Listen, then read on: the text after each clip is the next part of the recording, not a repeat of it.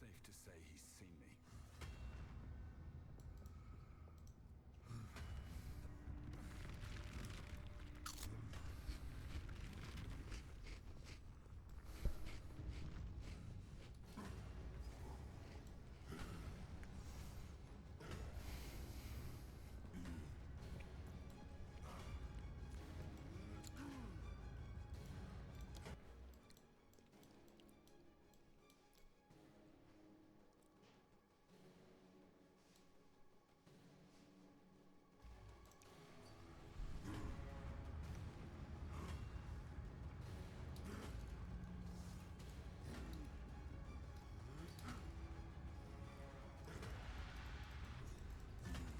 Forged in darkness, I shall save your fate! Mad creature!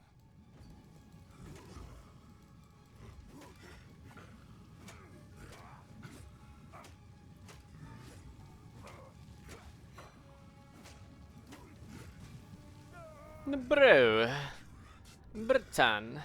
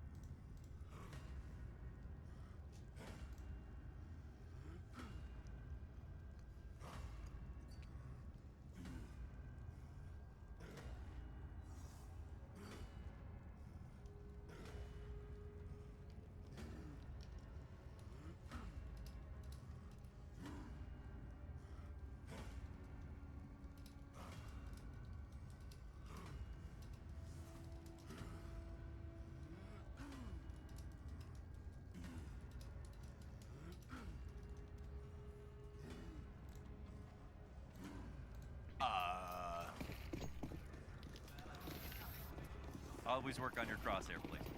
Crack of the Kerrigan whip and a man goes down. What a shot from Finn. Easy pickings for Monacy though out middle. We get that climb up cleared.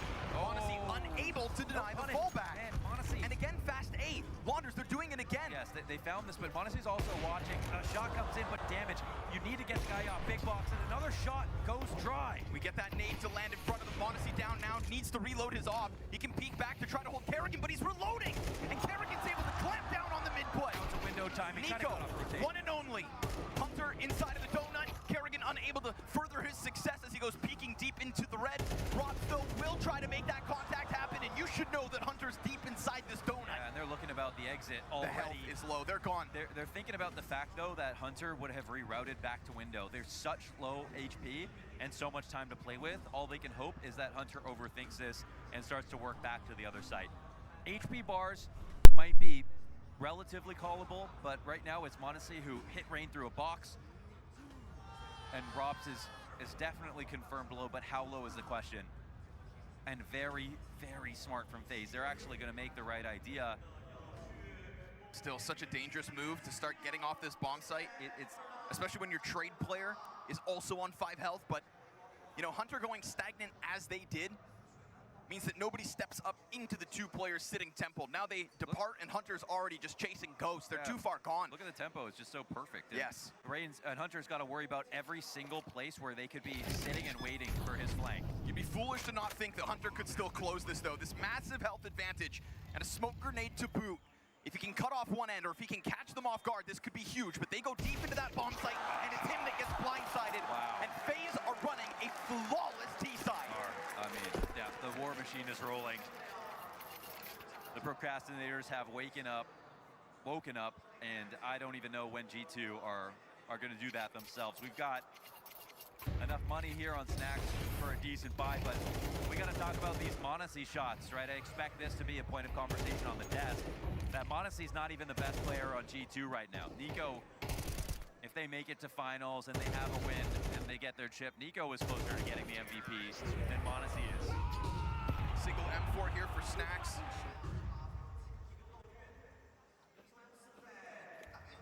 He's been pretty good.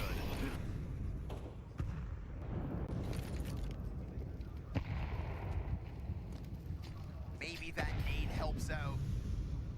But we are absolutely grasping for silver linings here for the G2 CT side. 4 Also, rounds best case. I'd just like to say, like I could say, Monacy has been pretty good, and then people will go and look and see he's got an average like 1.30 rating.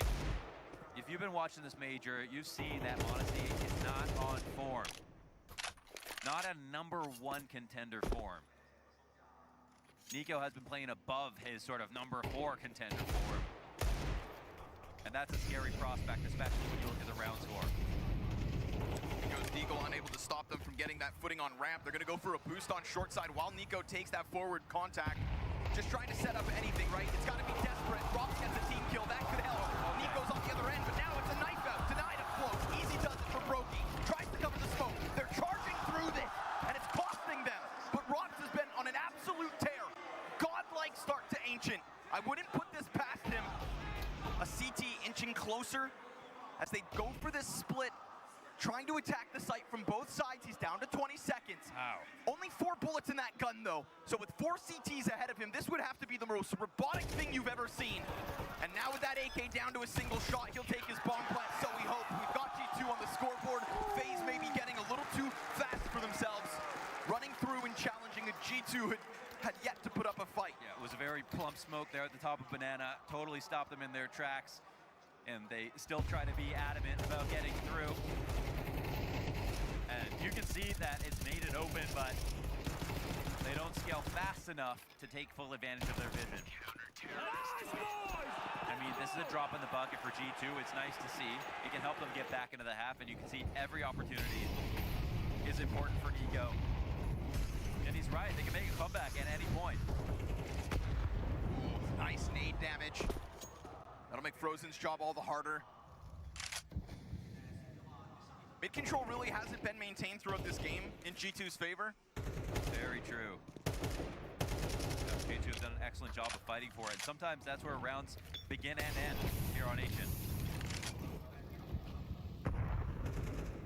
quite seen this type of a reroute with this many bodies out of phase, so they're doing something different. Yeah, I mean, it's looking like they're gearing up for a B split, but they're walking it. They're so early into this window timing, they can really... Trying to make a move in the middle of it. Thinking about it, considering, as his two teammates in Donut don't overstep it. You can see Brokey set in a position to dodge flashes, wait for a peek to come out. And they're not trying to take advantage of it, but you see the fog of war for the CT side. They don't know what's going on. There's still so much uncertainty, and that parade of phase players looking like they're going to opt for the Donut to 8 commitment. This is 4 players strong trying to push out through the exit. Malbs is going to give them a little bit of space, and that's going to cost them very much so. Both players clean entries, and the double defense of the G2 esports side falls under the pressure. Ross has not stopped hitting headshots, and as he turns back towards middle, Nico finally getting the better of him, but it's him and Snacks, nowhere to be found. They will have to lick their wounds and walk away because FaZe have nailed the 9. Let me say this right now. Kerrigan's the best IGL in playoffs. You will not see G2 call a T round like that. They were setting an idea with the B split coming up. They didn't get information. They reformed to the A split, made it look like that was the plan from the jump. Kerrigan having calls like that is what's going to make FaZe have a chance of winning this game. They might be going up against all the talent and all the form, but you can't tell me that G2 have the better IGL right now. No, definitely not. You have an IGL who, in fact, is even making jokes about being criticized for calling the same execute X amount of times in a row. He said, oh, maybe I'll just do it 12 times then. But jokes aside, that is evidence of the depth Kerrigan brings to this team. That is why he is the IGL. That was going to be a 2-3 split through window 2B and turned into 4-1A, and it looked seamless here for FaZe. Great signs for them, and again, dropping the bucket. It's only an eco round 1 for G2. This time out a and chance guess for who Taz. picked the map? I understand why. That was G2. This is a FaZe pick. Oh, this is a FaZe pick? Yes, sir. Oh, okay, all right. Actually. Yeah, G2 hoping that CT side Nico nuke can, well, come out of the depths of this ancient mud. Because right now we've got 6 and 10 on Nico, 2 and 8 on Monacy. G2 simply not online, but they'll try to send Malbs down bottom mid as Brokey instantly goes up into the boost.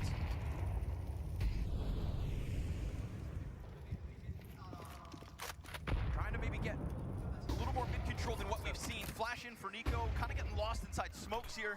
It's the best look on mid so far here for G2. You pointed it out that they've been fighting for it, but they've either lost or just left. Nice find for Nico. Yeah, Rain definitely invited that one. We've always praised Rain's play in cave. His wall bangs kind of put the position on the map and defined how you could play it. Taste of his own medicine in the 11th. Not quite the final hour of this G2 CT side. Scraping the barrel for 3 rounds at best, but a silent FaZe outside of range shooting. Still though, it's the appropriate stack for the time being. G2 just had 3 sets of feet in this site, but we see all of them start to retract a bit. Yeah, they're changing ideas. It's still early enough in the round that they could go anywhere, and G2 have foregone any mid control. And playing in rotator spots in B is okay because the site is very retakeable, especially with good utility. But just to say, they're not in any committed positions. The crossfires are not there right now. There's a chance this bomb goes down. This execute really hasn't done FaZe any wrong. Nico looks to press in though. Oh wow, tracking a second. And then this challenge, he doesn't stop it. Luckily for him, Nico will finish off the job at the bomb plant, but it is still bombed down. Here's why they have to be careful, because you've got 2 players, no CTs rotating through the back, and Brokey's playing out in the open because he has to. Molotov well placed. Brokey decides not to play inside of cave. He wants into the action. He wants to be a key pillar. It's Operation Early Fight. Where can you find it? No, Monacy, clean pickoff. Structural piece of the defense. Whoa, he actually takes Nico down from the grave. 3 headshots away from this clutch. It's Rob! The spray's off. They're going to dogpile that bomb, jump on top, and sure enough, nab a second, but it's only 3 at best. He actually needed to get that frag. That was Rox nearly winning the round off of his spray, but G2 got the 5v4, left mid, FaZe got the bomb down, but kept numbers up the entire way through, so you can definitely give him some credit. However, there was only one more opportunity to get around here in this first half.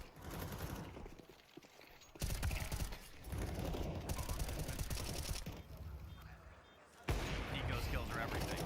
Good to see Modesty hitting a shot like that too. Yes. Especially after a couple of misses from Donut over towards that A site earlier on. You normally don't even have to applaud him for hitting shots like that. Nope. But just a day in the office, usually. But here we go again, this A site to be tested.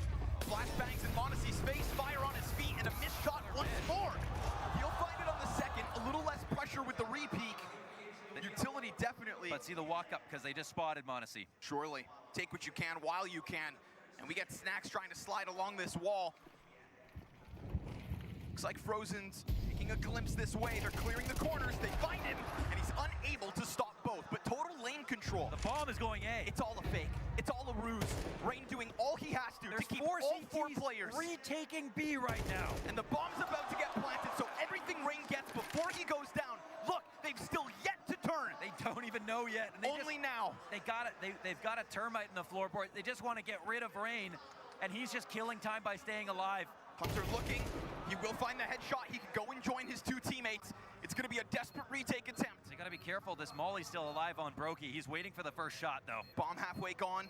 Molotov, and as they you don't have a smoke. A nade as well. Oh. Easy pickup for Brokey. Just holds that line, puts a Molotov on top. No smoke as you alluded to, but will that spread? Can they reach far enough to try this defuse desperately? Backs turn to Donut, costly. Rob stands at the end of the half. A magnificent 17-7 first 12 rounds. Yeah, pristine performance out of Rops. Amazing map out of FaZe Clan, and their best start yet versus their hardest competition yet. Wow. In what world are we talking about the same two teams that went 13-3 and 13-4 in the elimination stage of this very same major? Yeah, and again, this is a veto. I thought that G2 had picked it. It's a map that either team could have. There's not a lot of movement there, but the desk gave them FaZe so much credit for taking it here and said recent form maybe leans towards them. FaZe show us why that's true. And with drops at the top of the board and Kerrigan leading the charge, you can see the impact of both of these players in different ways. G2 have it all to go up against. What a moment for a ROPS reinvention. You know, the greatest players that we put on the biggest pedestals are always the ones that have depth, that can do it with the rifles and the ops and the deegs. And ROPS writing a new chapter for Shanghai. Tip of the spear for this FaZe Clan T side. And even this round, again, with that late fake that Rain's able to post up, you saw the pressure come out from the CTs on the retake. Uncertain as to where that last player got off to. They were playing in the dark all half long. Kerrigan's just getting imbued by the crowd energy. I didn't think anybody would be even louder for G2 at this event. I thought, okay, it'd be Mongols. No, it's actually G2 in playoffs. Nico chance yesterday, but FaZe have them beat out maybe. Kerrigan takes one to the dome, have to fall back. Nico's gonna try to gun him down, charging forward. We praised G2's pistols throughout 2024. That stat has been dropping off as their struggles in the playoffs nearly cost them versus Heroic. Nico's gonna keep trying to push this back line, but you gotta be too careful. Hunter, not able to trade just yet. He's gonna get pinched from both ends, finds the one, gets himself a second, and a chance to eject. But you put Rops back into another clutch, and these two Ts try to tee off simultaneously. And he has time to work on this a little bit. You gotta be careful. Game fallen fool to Snacks. He'll take his head clean off, and another tap needed. But denied. Big moment for Hunter, the guy who calls G2's pistols. Hey, exactly, yes, and that is true to today. That's what I heard. Hunter grabs one here for G2. They struggled versus Heroic on the pistols, losing 5 out of 6 in that series. That was pretty crazy, and credit to Heroic for that, but they still won the game. But as we can see here, they're gonna need him. And it's not just the call, it's Hunter's fragging. I think you can start to feel the squeeze on G2's pistols. I think Maui Snake and Dust had a good conversation about how last time they played T-side Ancient Pistol, they went 5 guys running through Red Room to A and looked lost. This seemed like something that had more protocols. It comes off of the back of a Hunter multi-frag, sure. But it didn't look as desperate. Honestly, running with this bomb already as they start to clear out positions on the B site. They seem to know what's going on. Oh, this was looking like a good AK to get the pinch damage on. He knows there's players coming from both ends. Double frag is great. Malt's here, cleanup duty, easy, made possible by Util. And they're gonna make mincemeat of the FaZe clan in mid for round 14. You can see it here in Shanghai. There's still fandom here for G2. They're cheering for this comeback every step of the way if they can make it happen. All right, we'll come in swiftly here. Og on Rops. Yeah, what's with that? Sometimes see Kerrigan play it. I mean, it's just a great gun. I mean, for me, Og is going to be one of the guns that has a more commonplace in professional match. It's not a silly gun. It's very good. Okay. It can Tell yourself can supplant me off in positions like on nuke, ramp, and other spots. It's real. It's real. It's not just funny. So it's in the server. We'll see what he's got in store for us. Yeah, I think it's worth what it costs. Rops is in this sort of rare Android form that, look at this, perched up on top of big box. That's a great position to get boosted, actually. That does mean they rely on some donut control, but if this default leans this way... I feel like this definitely catches somebody off guard. Honestly, how do you pre-aim this? You mentioned, though, maintaining donut control is necessary for this position at a Rob. So's Red Room.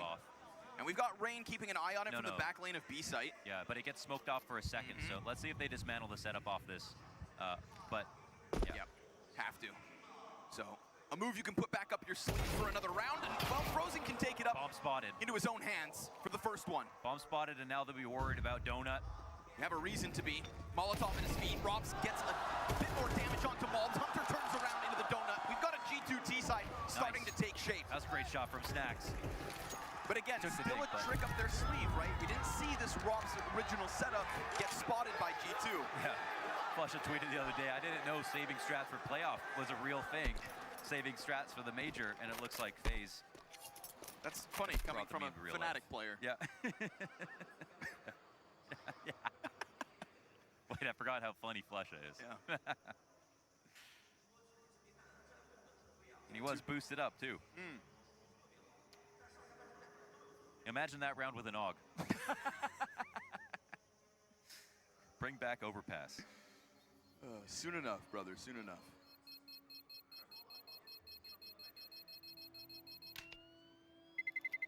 I think we saw a certain sharpness from Frozen there as he pushed A main, got his first frag. Yeah. Nice to see Monacy get the instant trade, though. You know, he's been given a little runway now at the start of this T side to get online, and we've got a questionable round now for FaZe. So as long as they don't pull something squirrely out of their back pocket, yeah.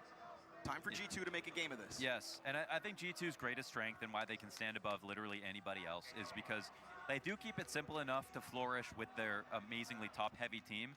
But these guys, Mulps, Nico, Monacy, when they get entryed on the site, this is a team that can lose the opening kill on an entry, then instantly trade back with 3. That's how powerful and consistent their entry fraggers are. That's where they're definitely going to be able to find success here on this T side, if they will. And it's, in my opinion, going to be imperative for the CTs and FaZe to try to take pick plays to make sure that they don't let that ball reach maximum momentum as they entry out of certain choke points. But here we even have Snacks joining the fray with a great kill on Rops to make that one much easier. He's already got some good kills this game. Still, a bit of a looming threat for the FaZe clan setup in round 16. That double M4 combo, it's out there on the field. We'll see if it can get into the fight. Threat of a pistol push through smoke. Kerrigan takes the route, sure enough. Yeah, they figure what that out. They figure that one out. Still looking. He'll be hunted down.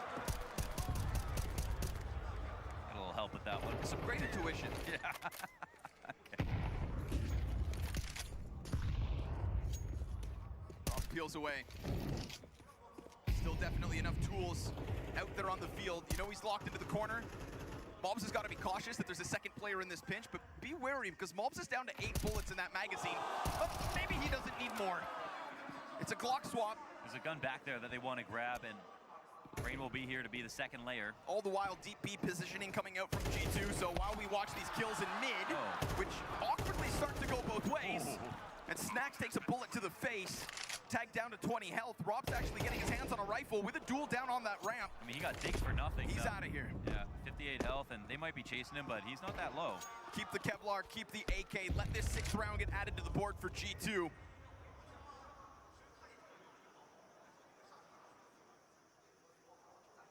Nico on the hunt. Should be a shot in the dome. Oh, Monacy, excuse me. G2 up to 6 rounds. Looking healthy here on T-side. This is where the buy comes back. Yet to drop a round on this T-side. When we see the crazy X-Factor moments that are reaching the brim for Rops, but they're not going over the line in some of these important moments. That's what's saving G2.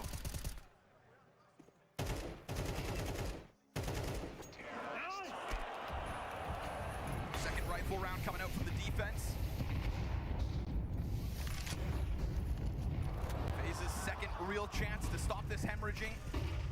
Frozen tries to get flashed up into the elbow, will find one, and can't quite manage. Hunter's multi-frags have been so good, but it's actually Snacks right with him to just pull apart this initial CT setup. They wanted that fight, they went for it, and it cost them. Both teams doing good work on the T side in mid. Got to be very impressed with Snacks' work so far here on T-side. Just the few kills that he's getting are critical. Hunter as well, halfway in a smoke. That could have been an instant 5v3. One smoke buys time to get the re-clear up in mid. Let's see how G2 respond to this. Right now, it's as simple as clumping up on that ramp, looking to execute. Utility gives away what is to come. Kerrigan tries the duel. Whoa, he gets the double! 2 and he's out. Spray into the face of Snacks. Man advantage established. Kerrigan doing it on his own from the back line. And Cave is clear. Their spots will be understood. We saw that activity in middle. Easy climb up for FaZe. They keep it silent as they get ever closer. Hunter yet to see that player on the short side. Monacy's looking to deal with it instead. Jumping into the crack, trying to hang on for dear life. He goes down. Brokey survives the shots from Monacy. FaZe. It's 11.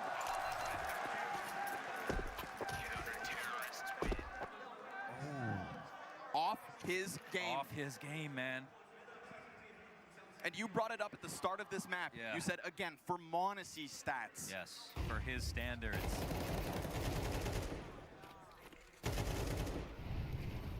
This second It's a kill rare from sight Finn. that doesn't make anybody happy, but it is something that has to be brought up. Brokey barely hanging on there with 8 HP. Can't tell me that's not a critical moment. Massive. The comeback was happening.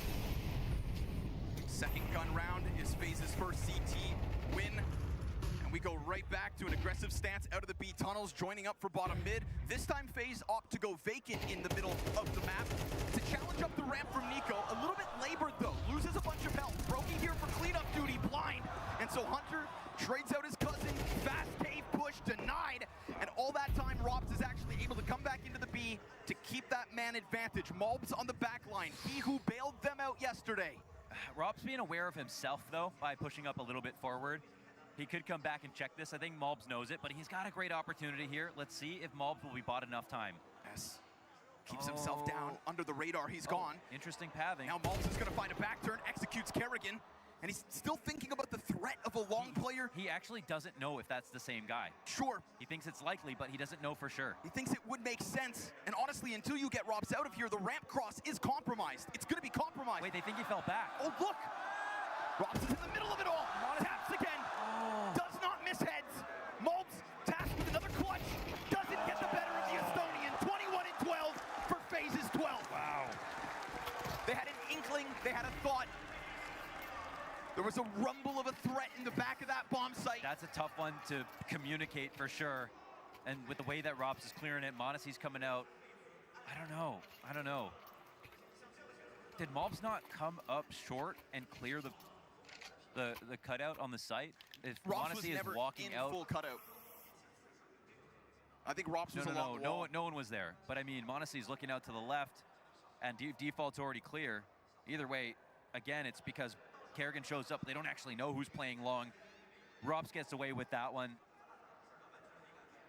Of course, due to his own prudence as well, right? Not exposing himself to CT when he's fighting the site. Yeah. That's obviously a chess move by Rops. He's incrementally improving his position without being too risky. That's how he plays this game.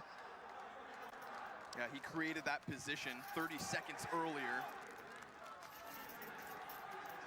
Costs him the flank on the cave player, but when it posts the round to the board, that's all that matters in the end.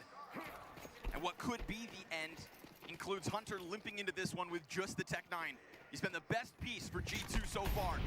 Monacy gonna be swinging out middle. Red room smoke means no vision. He's got Bulbs ahead of him. Nico's fight's a little awkward. Nade chips away on Snacks behind him, and FaZe just used that util to cool things off at the gate. Bulbs is gonna disrespect it though, looking for another backline flank perhaps. He's still sitting in front of the smoke. This was space he could take and might still want to try. There it is, Monacy in with one. Critical. Immediately pulling the attention of Rain, but they've got to be worried about the op, so pushing forward might be the solution. Oh, and they've got their own op, actually.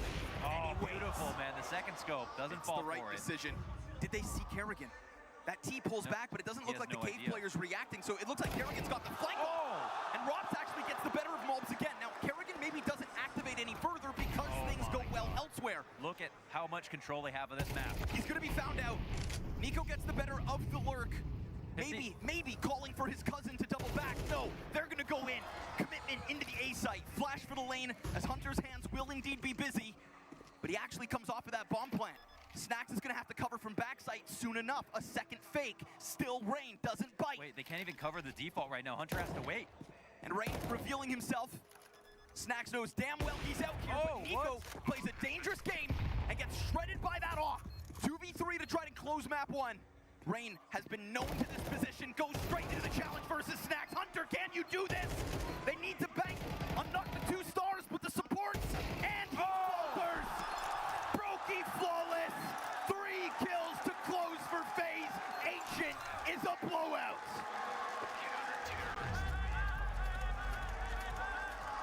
Oh my God, an absolute masterclass of a first half. And X-Factor moments that were denied by Robs, and he still had an absolutely pristine scoreline. Unreal performance across the board. Worrying signs here for G2.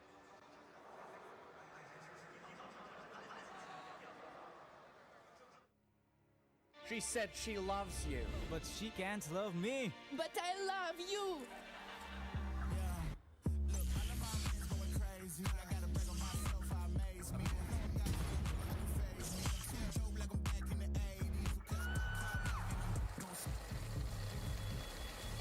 I won't play window anymore. What's going on? Play your role. 1xbet. On to the next one.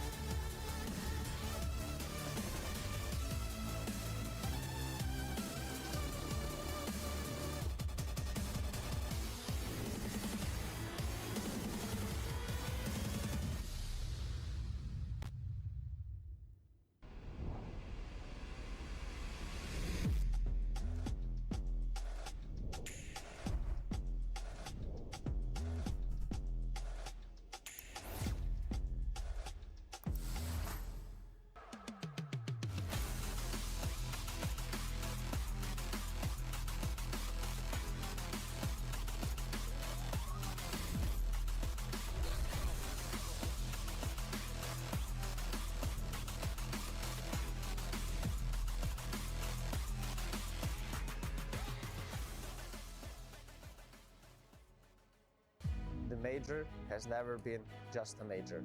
Комета, преследованию которой я посвятил жизнь. The mission I'm willing to dedicate my entire existence to. When I leave, I want nothing else. Only the major trophy. This is the major. Это major. Ovo je major. This is the major. This is the major. This is major. Det här är major.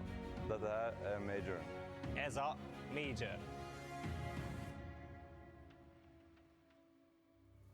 It is indeed a major, and FaZe are within touching distance of another major final, a masterclass on their map pick of Ancient. And I've got to say, guys, I mean, I'm doubly surprised, really, not just because FaZe won their map pick and won the opening map in the series, which has kind of been a rarity in the playoffs. But also, I mean, G2, very, very cold right at the start, and in particular, Munacy missing from the game.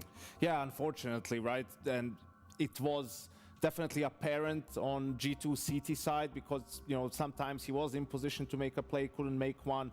T side that clutch in the end as well, but man, this is the FaZe clan that everyone was hoping to see, right? This is where I was like, when are we gonna get the real FaZe clan? And it is in the semi-final of the major where they get it started from the get-go, really, and it was just a masterclass on T side in terms of calling, sure, but also the players delivered, and Robs with another stellar game. Let's talk about playoff Robs. He's here, he's activated. Obviously, look, when we're critical about players, it's usually through the lens of what we know they're capable of. You're never going to be critical of a player that is playing at their level, even if the level isn't particularly exciting. But Robs was, at the start of CS2, arguably the best player in the world. He just had an understanding of the new game that other players hadn't mastered. Since he became jaded, he kind of faded out and wasn't really doing what he can. But man alive, these playoffs, right now, he's unplayable, Dust. Yeah, I mean, he really is. And I mean, it comes back to the fact that he is playing a slightly different style on the T side than we're used to. I mean, in the past on Ancient, this guy would just kind of lurk outside A. He'd maybe support Frozen at middle. He wouldn't really go for a lot. Now they're sending this guy into Red Room, playing aggressive lurks, cutting off rotations. He's trade fragging into sites. He's doing big things, and he's also willing to go for more plays on the CT side as well. And what you saw in that first half was just an 8 unanswered round run from G2, or excuse me, FaZe, just based on the fact that they were able to consistently get mid control, hold it, and then just have so many different mid-round variations they could go to off the back of it. And I just feel like G2A weren't shooting well enough to defend against it, and B, sometimes got caught second guessing on exactly where they needed to be, just because, you know, Kerrigan, the chess master of the game, just kind of moving his pieces perfectly on the board. Yeah, I guess when he goes A all the time, it's a genius move. When someone else does it, you know, it's a lack of depth, right? But you could tell, and we'll get into some of the details a little bit later, but it's all about conditioning and seeing what the weak point is. I mean, that's just how Ancient plays, man. If a team doesn't have a fast A round, you know, they're not going to find a lot of success on T side. Why? Because the CTs very often put a lot of their resources in mid to B to try to stop that early mid control.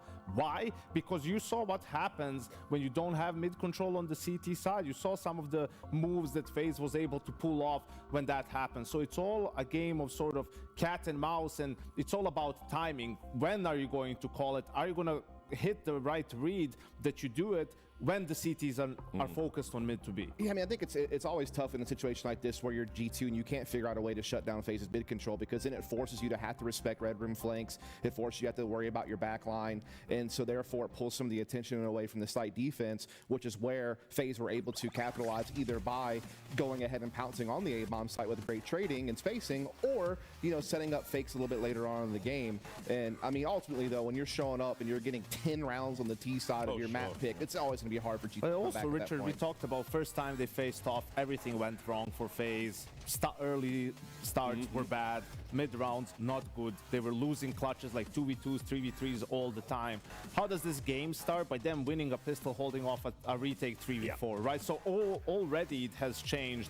And I think for most part in the first half, they didn't have to do a lot of clutching. They were just playing from ahead and winning rounds clean.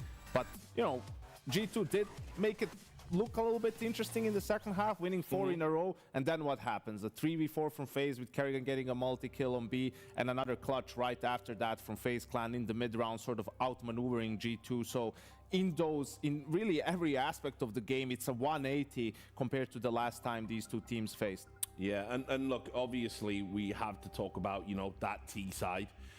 It was so well done by Kerrigan, so well orchestrated. Certainly helps that you win the pistol, but I mean, some of these executes, they were just textbook stuff, Yanko. Absolutely, and I think even when you could see G2 sort of adjust and be ready for it, this is like the second gun round. So again, FaZe is coming towards that A bomb site a little bit slower than first time around. You can see Malbs and Hunter sort of expecting it. They're posting up. This is an anti-A main setup. If you come A main, we're gonna shoot you, we're gonna kill you, right? So first of all, Kerrigan with an insane entry kill here, sort of jump spotting and then just landing and still getting the kill on Malbs. But Hunter's proximity really surprises them. What happens though? an HE from Snacks who's coming over from CT's point. It's like, you have a flash as well. Why don't you flash on the right behind Hunter and he can still keep fighting? Then he shows off his shadow. Broky is able to just find the kill. m0NESY doesn't expect Frozen to be in Donut, and that's another round for FaZe Clan. You can see like the details, even when they were sort of in position for it, just still couldn't get it done. Yeah, and look, it continued. We've got another round to take a look. Well, this is the brilliance of Karrigan, and this takes all the previous gun rounds to be able to do this, right? Final round of the half, you can see it's just him putting the early pressure. He's gonna die to m0NESY. You can see two guys are behind him. They're not coming. Why is that? Because now two players are gonna go B. So now Snacks is like, after this, oh, it was a fake, it was a fake. Everyone on G2 is communicating. Yeah, they were just, they were faking, they were gonna go A again. Look where everyone on G2 is on X-ray. They're all towards the B bomb side. While the bomb is planted, they still don't understand. It's A. This whole time it's been A. So they're actually out of time in the end due to the extra utility from FaZe. I mean, this is about when Karrigan was saying in the interview, if we can't match them in firepower, we need to be smart. Like, this is a sort of a thing you can do. Although probably only when you're playing from ahead and have conditioned the opponent, but this was his mastery at full display. Yeah, it was a thing where they didn't really throw a lot of feints or fakes throughout the course of the game. I mean, yeah, they were grabbing mid control and they would kind of hold and wait and kind of manipulate Donut, threaten Red Room, you know, go for this to straight up executes. Obviously, one of those was just like a brute force Karrigan entry on Mouths boosted, and then a team kill that helps him assist the site. So I don't think G2 were prepared for FaZe to all of a sudden in the very last round of regulation to throw such a deep fake over at B and then make it over to the A side again for a finishing touch. And at that point, again, you're up 10-2. Very hard to fumble a game with that big of a lead. G2 certainly made some efforts. They won the pistol. They had a couple of good T rounds in their own right. But at the end of the day, when you're that far behind, it's going to be tough to claw that one back against Karrigan. Yeah, and now this is the real test, right? You've got these, you know, young players over on G2. This is it, right? Malb, certainly, this is a new level of competition, a new level of pressure. You go into your map pick already 1-0 down on Nuke. And while I know G2 are obviously very good on this map, we talked yesterday about how FaZe are no slouches. So this is real crunch time. I mean, this was FaZe's map pick in their heyday. Karrigan is going to have no problem really, you know, developing a game plan on Nuke and finding an approach on it. But I think for G2, it's about bouncing back, right? Like, these two teams are both very bad at pistols. That's why you see them splitted. So I think that's going to happen again on this map. We saw what Nico did yesterday after, you know, sort of having a poor ancient for G2, stepped up on Nuke. Like, it's going to have to be more of that for G2. And I'm not going to say, I think they can win without m0NESY going lights out because Hunter has stepped up. It seems like, but it's, you know, the level of difficulty, if that is the case, is going up exponentially. So hoping for them that, you know, he can step up, because you saw in that second half some of the rounds, like in the clutch, first in that when he doesn't kill Broky, then even with the op, it was him and Malbs in the 2v3s, like they are looking a little bit lost, like the communication is super hectic. They need to clean that up if they're going to stay alive in this tournament. Yeah, I mean, one of the things that's going for them is they have won this map the last 8 times in a row that they've played it. They've beaten FaZe before in this tournament, so they have the ability to do it, and they are very strong because they're able to play an effective up-tempo play style where they're able to kind of split their talent up and pressure multiple points at the same time. You know, Nico, a great yard player, Mouths, he can take those entries at ramp or upper. So I think that dual pressure is going to be very key to them being successful, as well as just making sure they have clean takes together as a unit where they load up their talent and they death ball in. And I think, you know, you mentioned m0NESY not needing to have to step up, but it would sure be freaking nice, right? I mean, this guy's supposed to be the best player in the world, and what makes their defense so strong on Nuke is typically because m0NESY is such a mobile opper who can change the game while you have Nico guarding the yard and you have Mouths guarding the ramp. Like, that three-pronged defense is usually what gets them success on this map, so they need all of that to kind of wake up right here now and to not get shut out by FaZe, which would be unbelievable. And you saw Donk just in the first semifinal, terrible first map, right? Bounce back and was able to lead his team to the grand finals. So you're hoping for m0NESY, due to the year that he's had, that he's going to be able to repeat it. But one thing that we didn't really touch on is, yes, FaZe, G2 has the upper hand on FaZe in these head-to-heads, but historically, the few times that FaZe has won, it was in the playoffs. It was on the stage in the arena. Problem is, they didn't make that many of them lately, so they didn't face up in that sort of an environment. But that was the few times FaZe could take down G2, it was in this sort of an environment. Yeah, and I mean, look, we saw FaZe lose to Vitality on Nuke yesterday, but what we did see is what they do have as win conditions on this map. The fact that Rops is willing to be more aggressive in lobby, willing to take entries into ramp, willing to go up first in upper executes, and do it successfully, by the way, I think does give them like an added weapon. But I think at the end of the day, the other thing that they're going to have happen is they're going to have Rain be able to handle Nico on the outer yard. Yeah, well, let's talk about that just a little bit. We've got a couple of minutes while the players are getting situated. Yes, what are FaZe's keys to victory here on G2's map pick? Again, I was already kind of saying it, like just keep that, you know, dynamic Rops going. And then the other big thing is this Rain, being able to handle Nico at the yard is going to be critical. And also just being able to defend against that much talent all across the map is also going to be a big one.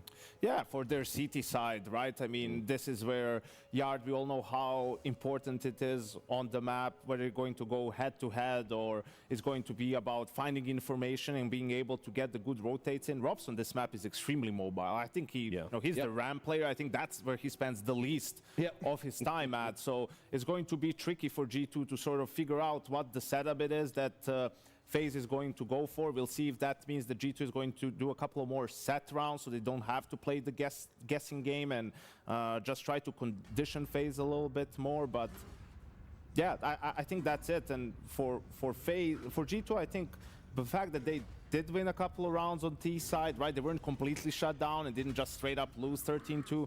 I think that gives them a little bit of hope going into Nuke. Yeah, that fan's not got any hope there, as he's looking a bit despondent.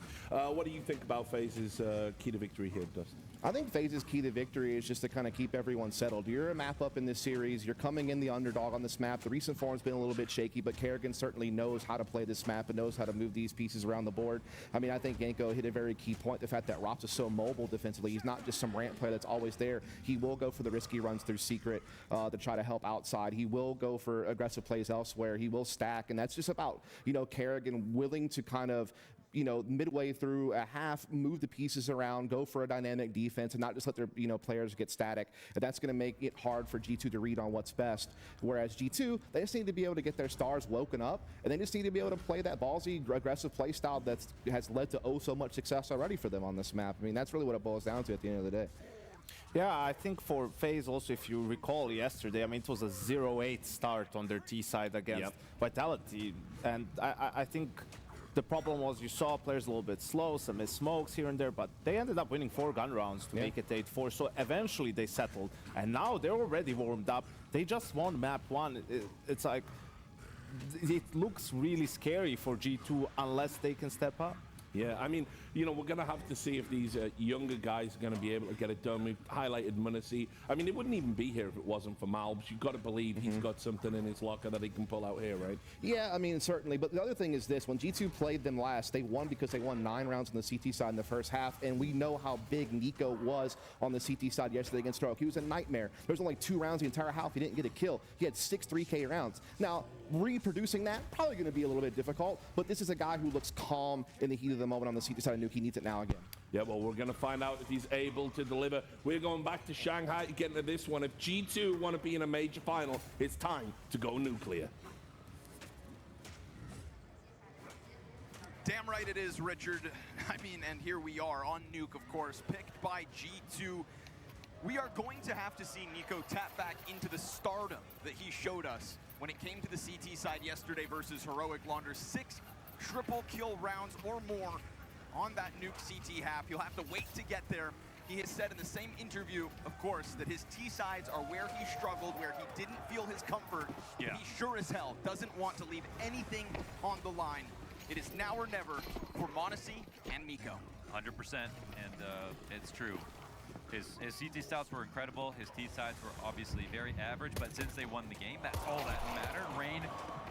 And now, I said this before, and maybe I'll get to it in a second. Frozen close to taking a duel. Lots dropping around him. Rops goes down in hell. Starting to get it, huh? Headshots coming through from everybody. Monacy, the one to double down. You got lower compromise. You got Brokey not sure where he should head off to, but if Frozen can do something from inside Abe right here, right now. I mean, they're going to the place where the CTs are left. Like, they're not split 1-1 right now. There's a chance. Oh, Malbs didn't see him. Now he has. Oh, and the bomb. Oh, the bomb goes down the ladder. Malbs is spawning with the bomb. It's a gift from the heavens. You can't afford something like this to go wrong. 2 peeled out of heaven. All the pistol rounds they've posted throughout 2024.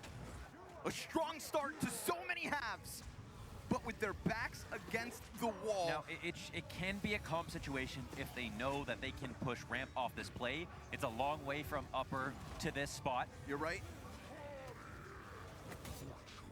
So smartly they do. Now the question is, are they worried that FaZe are going to make that next move and try to cheat downstairs? And it looks like no. Vent is open for them. Time is ticking. And with that, they're going to scramble. Brokey's thinking about going downstairs. They're hoping, though, it's upper still, all the way to the last second. Everybody's going to have to scramble. Brokey starts to get ahead of this. Yes, he does. Obviously, no smoke for the bomb plant to be covered. Brokey's right on those double doors. It's fast steps down control. That's one T cut off. He can open the door. You could, but he doesn't. So Nico's now able to get back up, but his head instantly blasted. Snacks has to clutch again. This is his forte. This is what he does.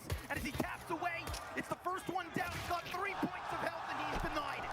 Frozen keeps it cool as ice, and FaZe will rob the pistol. That is a real big mistake out of Mobs in Heaven, man. I have to say it. 2v4. 2v4, and the bomb dropped at their feet as he peered down the ladder. That was the nightmare situation. If that had turned into a simple upper pop at someone watching the ladder, obviously they would have been safe. But this is pretty much the only way they could have won. Oh, that much cleaner. Oh, man. All right, so the interesting story for me is, you know, we saw the 6-3K CT side out of Nico on this map to win a game that they could have lost, right? Beautiful stuff.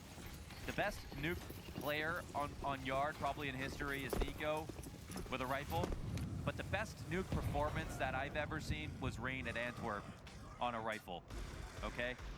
And the last time that they played, and recently with nuke, it hasn't been like that. But now, we're at a major, Connor.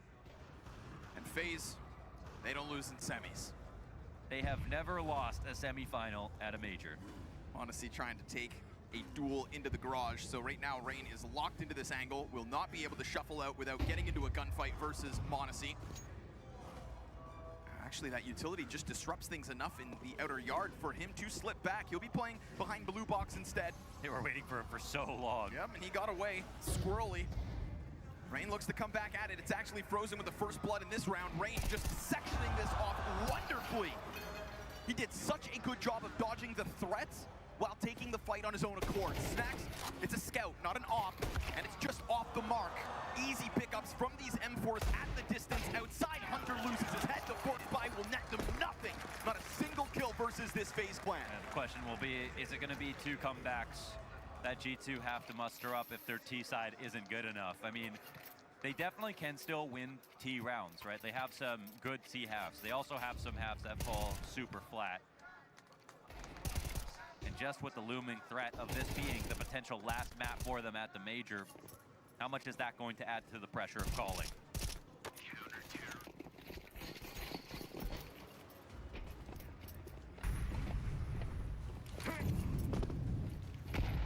Oh. Ouch. I mean, you can stick your nose in the books and look at FaZe's recent games and everything like that, but why does it again, matter? It's modern day Nip magic with this team. There's one roster that has it. It's FaZe somehow.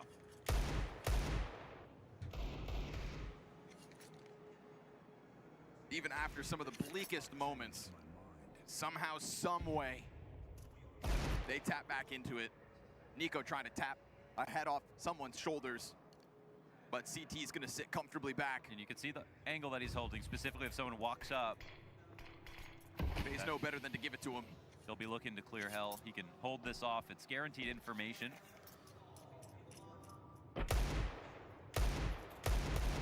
They're trying to starve G2.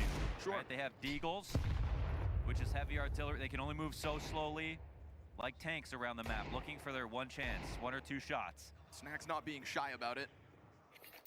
He's trying to keep FaZe preoccupied with that A floor, but here's another piece of utility. They've been just layered so well. Smoke after smoke, now a molly. And Rob's obviously pressing his MP9 into the bodies. That frag grenade finds a bit more chip damage. Easy cleanup for a couple of frags, and then Brokey's here to sweep it. One Desert Eagle to connect after Nico's, and it's Monacy. He's got 3 more to go. And getting his hands onto that M4 could prove a problem for FaZe Clan. He's gonna sprint it downstairs. The site is occupied back behind this silo, and he misses his next chance at what could have been maybe a bomb plant if he's lucky. 3-0 FaZe Clan CT side nuke. Certainly would have opened up the back of the site, but yeah, if we look at the map right there, FaZe have a good idea of where everyone's gonna be. They don't expose anything outside. They bleed the time off the clock, which is their main objective. And by the time it gets over to the ramp, Brokey is ready to Molotov it to support Rops. So everything looks solid for FaZe. Now it's G2's time to respond. Where they've had their best T-side rounds is their upper pops. This is where they can absolutely be fearsome. Oh, easy duel for Nico. Nice duel, yeah. He's pulling one over Rain at the very least, and he uses that as an open invite to sprint down Secret. But it is quickly preoccupied. Robs is here awaiting him. Robs, in fact, gets active, and that's going to cost him. Nico finding a second kill on the round, and we get this instant move from G2 downstairs. Hunter, the only player to sit around up top. Mobs is going to cut them off, and there is no open rotation here for FaZe without a fight, but they'll win one. And Kerrigan has shown us clean Counter-Strike. Wait, there's a lurky battle that's happening outside. I don't think that this round is possible anymore, but no. Okay. It is a matter of Hunter trying to deal with the op that could be back in CT. He has an inkling that Brokey's over here. So this is a great round, obviously, out of Nico. And it's a tactic as well to get the first kill. With the smoke getting blown open, though, that could have been from the CT side. But Nico taking full advantage of that opportunity. So we see it here, Launders. A marked improvement out of the gate from the pieces of G2. Nico and m0NESY were quiet as Ancient unfolded. Much better look. The opening moments of Nuke. Again, T-side could be the struggle, but they post one in the 4th. And I mean, all they need to do is get it slightly close. Nico had over 280 yard his last Nuke map, and it's been a solid map in general for G2. I feel like calling that performance world-class doesn't do it justice. Yeah. That's one of his all-time best Nuke performances, yeah. And as you mentioned, that's really saying with somebody who is so consistent outer yard CT side of Nuke. And I think the only reason that Reigns contends is because it was a grand final, so the circumstances. But in terms of pure raw quality CT side. And consistency. And the other thing about Nico's is that there were a lot of lower rotations, right? It wasn't just finding 3 kills outside every time. Here he goes yet again.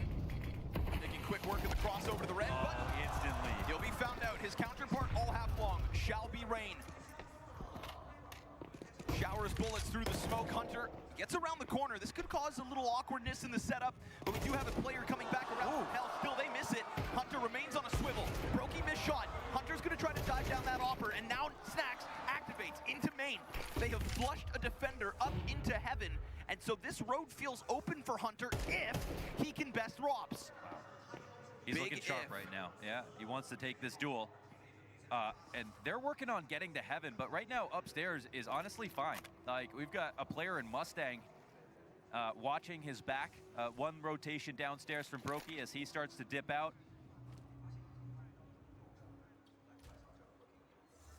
Frozen sitting up in the rafters.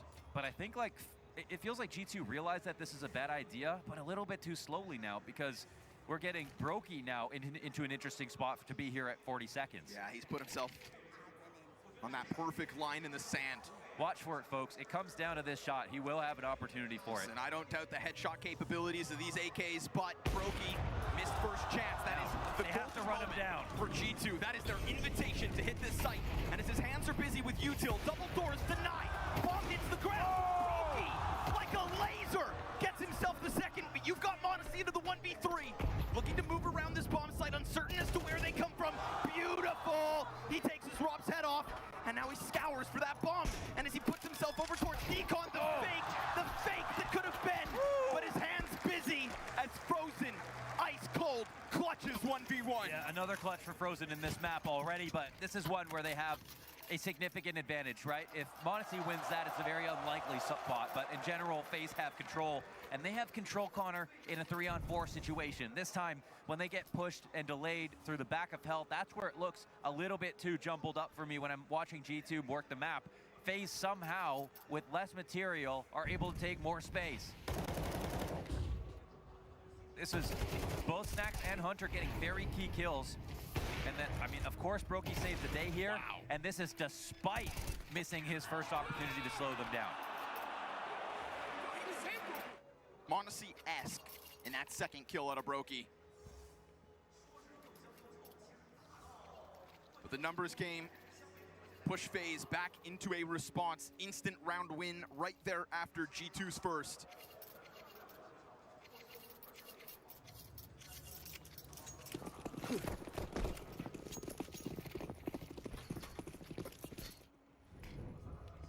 Sometimes they'll try to get Malbs to get through this vent smoke for an early lower advantage. m0NESY smoked out of his opportunity to shoot back against Brokey. They are sharing this smoke, however.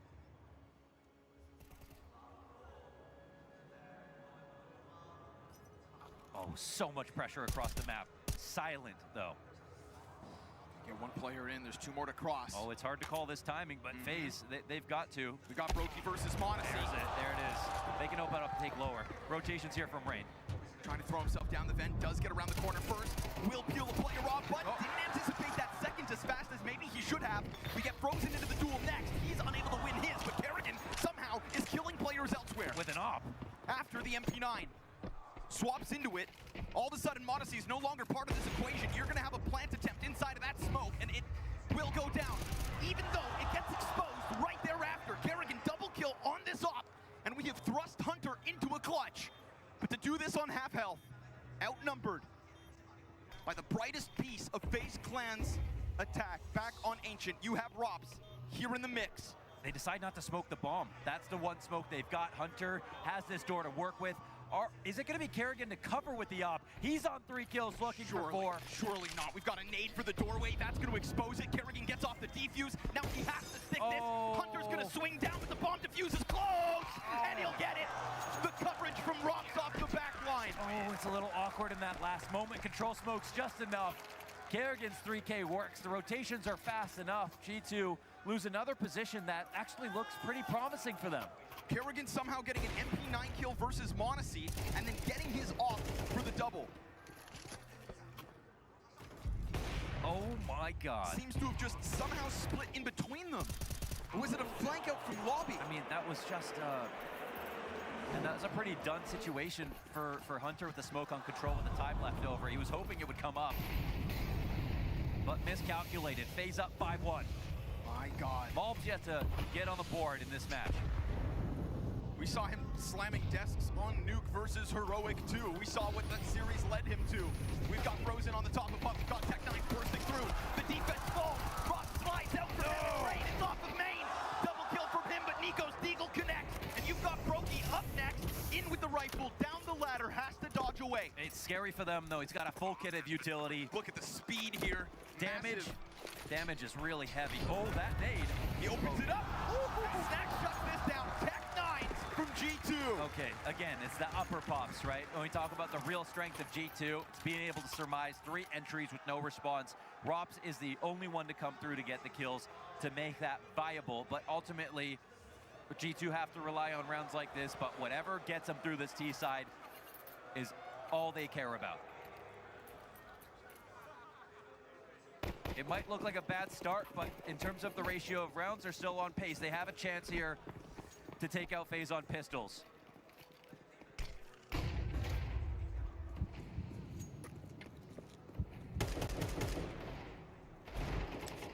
Great round for G2 to win because they were saving at the same time. Just like that, FaZe on their toes. Teetering is this T side from G2 to just run rampant with some few rounds, but right now these pistols are going to try to deal with Nico. Oh my God, it's perfect timing. They see nothing out in yard. The T's are going to move right away. We have literally watched G2 lose to USPs and a P250 on this very map. I mean, Kerrigan confirms the action.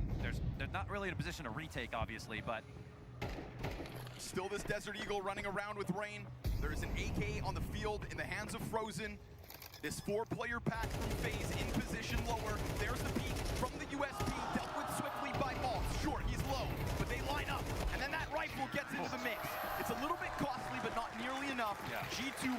gamble this one. Yeah, it looks scary, but they exchange the information outside for G2, knowing that there isn't some sort of stack towards the ramp. They can run it and get downstairs quickly. G2 still very much in this game. It's not been the most beautiful string of rounds, but now they have a chance to take advantage of another low buy.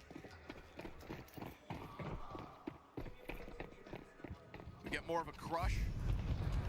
Looks like an aggressive swing into the trophy room. Malls, easy track on the first kill, but his teammates have to deal with Hut, so the CT still join forces. Jumping around, MP9s continue to tear flesh off bone, and we go 3v2 for FaZe. Forced is this fight. Taken is Nico's head, and desperate is a 6 HP Snacks. And it's 3 kills again for Robs. It's a flashback to that USP round I just mentioned from Heroic. Yep. Nearly mirrored, but improved with MP9s. Why that happened? Sometimes if you know that they're gonna crush lobby from a ramp and Hut and squeaky push, the best way to play it is actually not to play too many players inside of lobby. It's to play one spotting so you're not too claustrophobic. Because that's why you do lobby crushes. You can squeeze a lot of space fast. And in this spot, obviously, there weren't too many players from G2. Oh, and Ross, that's a 4th on this round. Huge. There weren't too many players from G2 inside the lobby, but then FaZe kept going and killed them in the hallway to enter the lobby, to pick up the pieces that were lost. One of those situations where you don't want Mobs' death to be in vain, but had you just cut your losses sooner, they could have stayed in spawn. CT's not able to push beyond that. They get roped into a fight that gets real stringy. They sort of lose track of exactly how far FaZe have got. But you know, that's FaZe with follow through on their punch, right? They're not coming in for a cute pick. They're coming in on a round where they're here to destroy anybody who's around. They want to pick up guns. Hell yeah. You know, they're happy to push. I mean, they play that round with the same tempo G2 threw out that upper Tech 9 hit. Man, this is wild because that's obviously a round that G2 should have won, and they've already won one round like that, but it would have put FaZe in a buy-safe situation. Sure. They could have more than recovered the half off of it. All Kerrigan just did was cancel out that one mishap upper. We get deep smokes from the CTs. Dude, they keep using this tactic, and Nico keeps running into it. He caught Rain off guard once, but overall, the fast outside crosses are obvious to FaZe. Regardless of the Nico death, we do still have footing lower for the T's. And more to come. Shots astray from Heaven. It's going to be Kerrigan to pick up the mantle here, rotating down into what is a 3-player pack. Of course, unconfirmed. Will he be ready for all? You'd think surely not. And they'll be cautious about their approach, putting a boost up on the corner. CT pieces elsewhere, of course, still sitting upstairs. Kerrigan takes this into his own hands. There's the barrel, confirmation, spray. Now they come at him, and he will track Snacks on the jump. Yeah, but both spotted. Bomb there. Walk out here, and Squeaky, this could be huge for Mobs. One down from ramp is Robs. Meanwhile, we have to watch this Mobs fight upper. Why is Frozen being so careful, man? He is really watching for this, but Mobs, surely. Oh, he missed it. Yeah, okay. Finds it in the end. Misses the shot for a second and recovers. But they're going to come back upstairs. Of course. Yeah. Opens the invitation through the vent. And that just gets FaZe out-rotated as they sit down on that lower site like fools. Brokey's dual Berettas burned out from Heaven. They're actually worried about someone in here. Will FaZe actually throw this back at the A site for the retake? 2 mollies and a smoke to use. Rain is yet to reload. That's going to make this gunfight awkward. 8 bullets. But at the moment, you've only got 2 of these T's in here. That third piece in Hunter is still all the way back on lobby. So now that Molotov's going to keep him off. Mo gets flustered, burned down to the back of the site. Thought it from down beneath, can't hit his headshot. And so good thing Hunter takes the other road. Robs is looking for that bomb, and Hunter has it right ahead of him. So he has to tap it once. And with that fake, this round goes the way of G2. Okay. Nothing Robs can do about it, but it comes at a cost. And that's the best mid-round so far. They really took full advantage of Mobs getting out in that spot, and it really felt like it could be a lower hit, especially with 3-spotted with the bomb. So nice one for G2 here. I think throughout Ancient, we saw nothing but good mid-rounds out of FaZe. It's nice to be able to say that for G2.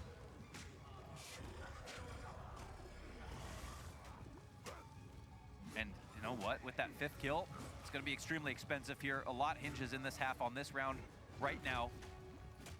as G2 go for broke. We go back and forth economically. Nothing seemingly stable. Again, with the outside crosses that Rain's watching for, this time a new variation on the smokes. And Rain puts himself into a new position. He's, though, going to push through that deeper wall. No problem. Oh, hit spotted. And he tracks it. Wow. That's a mistake. Wonderful rifle control out of Rops. Does it queue up Rain to make the next play? He doesn't ride on the inside of that smoke and thinks that Rain is his only threat on the cross. But of course, they've tried this so many times. Frozen gonna play it a little more cautiously than Kerrigan did last time. This was compromised, just jump spotting, and he sees it. He will take up a position backside instead. Now we have to watch this interaction between Malbs and if he's gonna come out of the ramp, because that's the next help beyond Brokey for lower. Still floating around in lobby at the moment is Malbs. Downstairs, Brokey takes an angle. Because Frozen's played it cautious, Brokey will get one shot and a huge shadow advantage. Monacy made easy. Brokey, for second servings, sticks around. This is a dangerous game to play. All of a sudden, you're going to have players barreling out, so they think. But in reality, Malbs still sniffing out this upper hit. And it is all on Kerrigan to hold it on his own. With just a 5-7, his position gets red. And Malbs has opened up the door yet again. There is a chase through the vents. There's that fight here for Rain. It is a squeezed T-side in sight, but it is still bombed down. Retake to come through. Easy slice for Malbs. He is doing it again. When push comes to shove, the Guatemalan steps up. And he keeps his head down as the CT drops back. Sight, two more up in heaven. Deal with him. Spray from Hunter's not good. FaZe retake this time. They tried to dress that one up a little bit differently, but they had the same plan for how that round was supposed to finish. But FaZe were ahead of it, and they kept material high, and they hit their shots. Brokey in control there with Rops beside him, and they pick up 7. It's been just such a strong showing from FaZe in general in this half. There have been missteps here from both teams, and to be honest, even still, if G2 pick up 5, it's good. But look what's happening to Nico outside. You know, that fast play through the default across the secret is really losing its luster. I think it's becoming more obvious.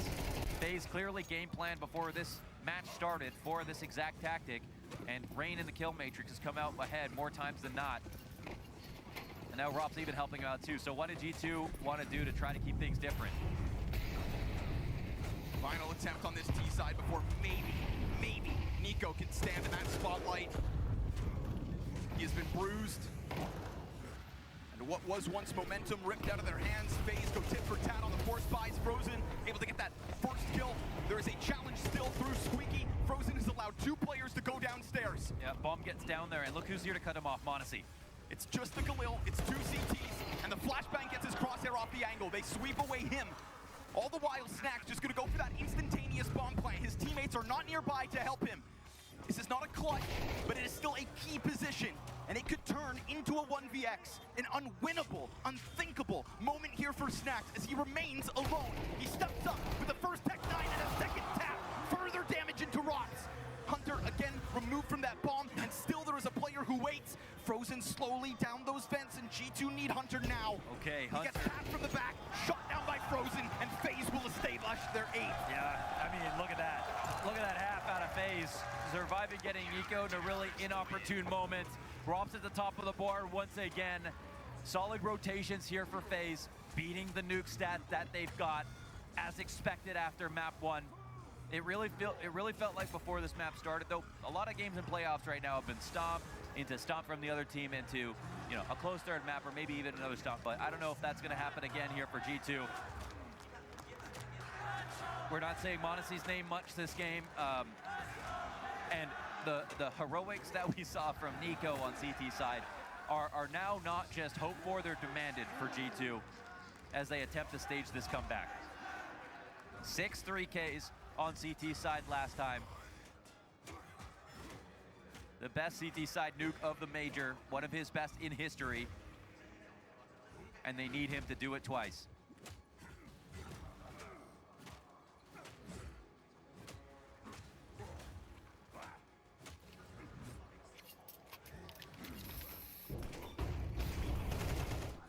Nico said in an HLTV interview yesterday after that matchup that he couldn't even remember what happened on the nuke. But once he had that Deagle triple kill, everything just felt like flow state. He took every fight he could. He was aggressive and in their faces, and he wanted them to feel like the disrespect was very much there. Is he going to have one of those moments to kickstart this side? Because he is 5 and 10 coming into it, and if anybody's going to disrespect, it is FaZe with a straight up upper hit. Hunter from the back of the site, dual Berettas in hand, Snacks here to help. And it again is the support pieces to get the job done. It's a full house between Snacks and Hunter, and the FaZe attempt falters. Okay, very nice. This is the first step on this slightly long road back to the comeback, but here on CT, again, they've got a lot of good things to look forward to. Nice round out of Hunter, backside. Interrupting utility, hitting his shots, and multi-killing with Snacks above him. Yeah, Snacks really putting himself in a great spot to get Hunter into sectioned off 1v1s. Hunter never facing more than one target at once. Momentum out of the gate for G2.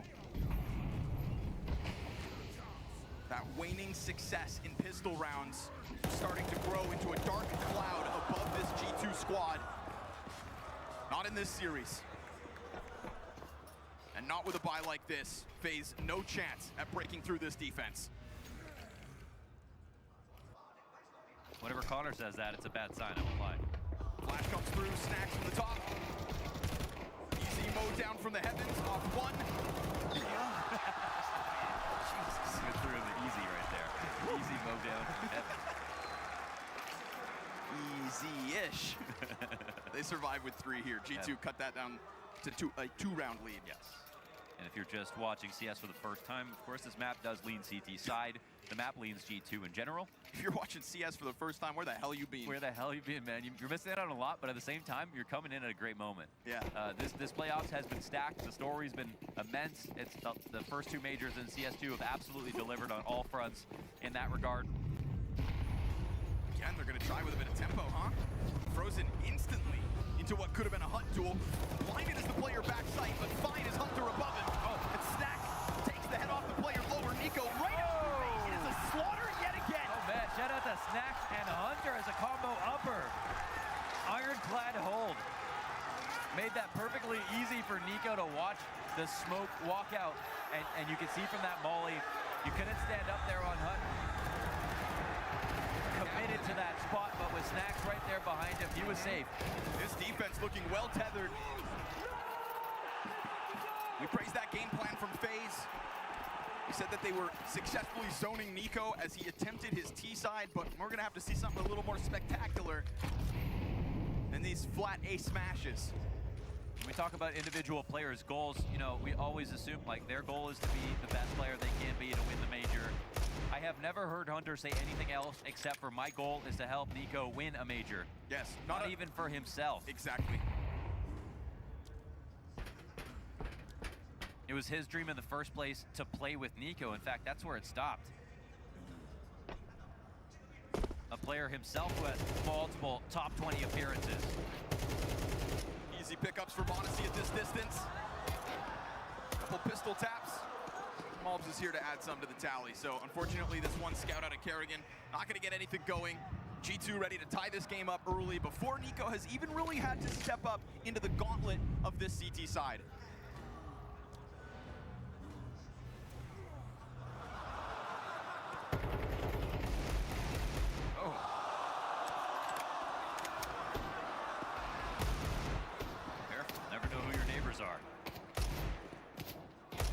Frozen time limited here, desperate.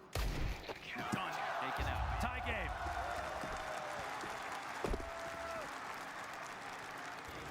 Looking to hold their heads high here at G2.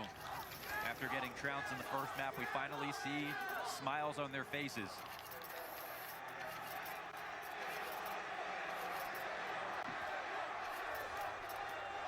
Those are Nico chance again. Is it Nico chance again? Yeah, Nico. This fandom has been real here in Shanghai. We all anticipated the Monacy show, but in some of those absent maps, Nico takes up the spotlight right now, takes up a key position behind red, outer. Smoked off from his teammates, but still that looming threat for FaZe to have to deal with. The tension drawn over to the smokes. That's gonna prime Nico, you think, for a peek. He buys time slightly, goes down, and will only bring one with him. It is a quick enough enough trade from Frozen and an instant move from Rain to sprint over. If they think that Incendiary stops someone, they are wrong. No tags, nothing heard, no one playing a leash to listen to Rain running downstairs, but just in case, slowing down to a crawl.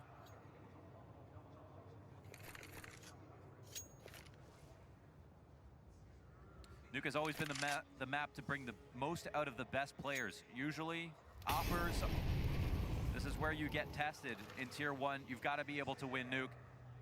But the special part about it is definitely the riflers. Players like Rain and Nico have innovated their positions more than anyone else. Outside, but m0NESY peeking with a util in hand. They seem very wary of this A hit, and they're not wrong about it. We've got two players to come barreling out front of the hut, both denied. Crushed by Snax. Dude, Snax off this top rope is just owning. Too serious. He just continues to tear them apart. 3 players dead, Robs into the clutch, 2 kills deep. Wide swing, and he didn't quite see him. Hunter lucky to blend into the wall. Yes, he had his camo on, Hunter. Comes out from the bushes to put G2 on a 1-round lead. Whoa. That was definitely a scary moment, but shout out to Snax for that hold.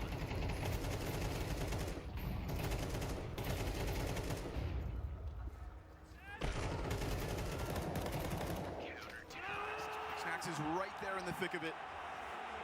He holds on A site throughout this defensive half, and Snax's name there each and every time. He is on the brink of catching up to Hunter at the top of the board for G2. And even in the first half where he was struggling to sort of meet as many deaths as he had, he was getting key kills. You could see them. His aim was good, and honestly, even on Ancient, even though that was an overall bad map for the team, he looked like he was ready to step up to the challenge. Snax's first major here in a G2 jersey. And that's where it's not a meme that he's won one before. Even if it was a long time ago. The one thing that hasn't changed in the last 10 years is the pressure. Nothing means more than the major. That AK, that one rifle here for FaZe sits on top of Silo. And it just missed its chance at clipping Nico's wings as he posts up inside of Garage. And Rob's providing Overwatch has allowed FaZe to move all these pieces over towards Secret Stairs. All 4 players, barring Rops, ready to hit downstairs. Man, if they don't have somebody ready at ramp to replace, okay, there we go. Malb's already lower here to meet them. Running. They're coming in. His spray is only good for the 1. Yeah, they got this message a little late. I mean, the walk-up was so silent. Incognito mode here for FaZe Clan as they get this bomb planted, and Rops is still in a lurking position. Hunter, what a shot! Back-to-back denials for Rops out of the hands of Hunter. Sure, the numbers downstairs have caught G2 off guard. Nico has the key utility, Molly and Smoke. 4-player secret sneak into the post plant. Kerrigan's Tech 9 ready to rear. Molotov ahead of it. Defense starts to move out through the doorway. Kerrigan still goes unnoticed, but he gets swept away swiftly by Snax. We've got Brokey to give himself a flash into the AK, trying to get on top of the bomb. They will do so with time. Snax a part of this retake. Everybody here for G2, their lead grows. Absolutely. Snax and Hunter taking over to lead G2 to a 3rd map. That's what they're looking for. And it's a little bit of a worrying sign here, obviously, when FaZe get to control side with that many players, and Malbs has only just moved in to a good position to hold it. But they don't lose this round. What a round to keep you on your toes, though. What's supposed to be this impenetrable CT side. Just had 4 players catch it off guard. And that Brokey flashbang was pretty damn close to denying a bomb defuse. When are we gonna have the m0NESY moment? Before or after a Nico pop-off. Both feel inevitable, both yet to be seen. Malb's primed for the secret peek as Nico takes up the same spot as last round. This sea of smoke grenades keeps everybody cautious.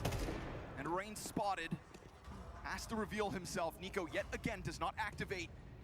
And unlike Rop's last round, it is now Frozen to take up a more passive position, sitting still on top of main. Just very heavy resources right now towards outer, right? In Nico's position, it's hard to rotate out if you think someone's top mini on silo, and with his lower rotation getting pushed back, the commitment on this side of the map means they're probably worried about ramp.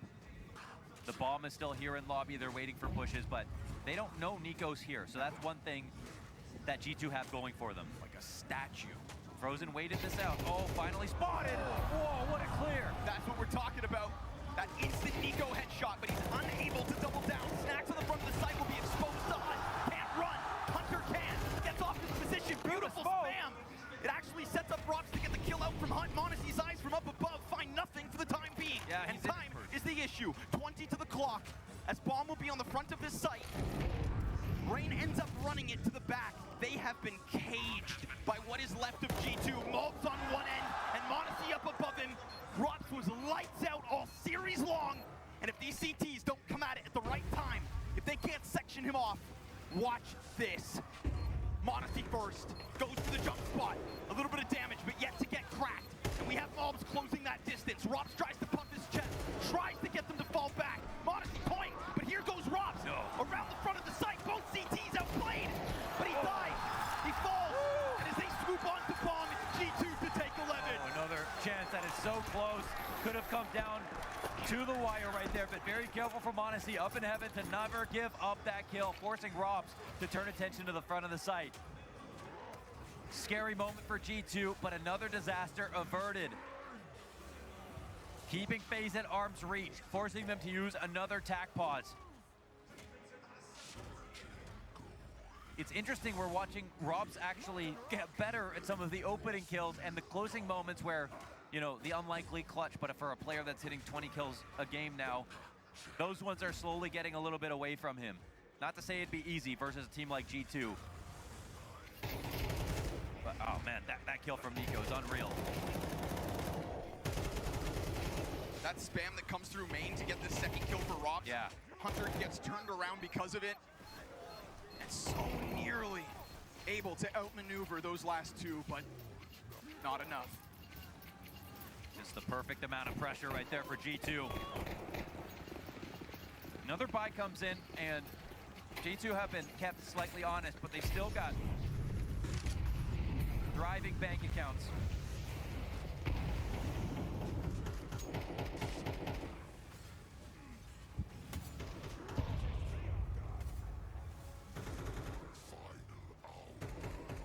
I think it's in the key moments that we look at Snacks actually fragging that make these positions look comfortable for G2. How unexpected, and yet how welcomed. Hunter as well. Nico will maintain. Does he run this risk?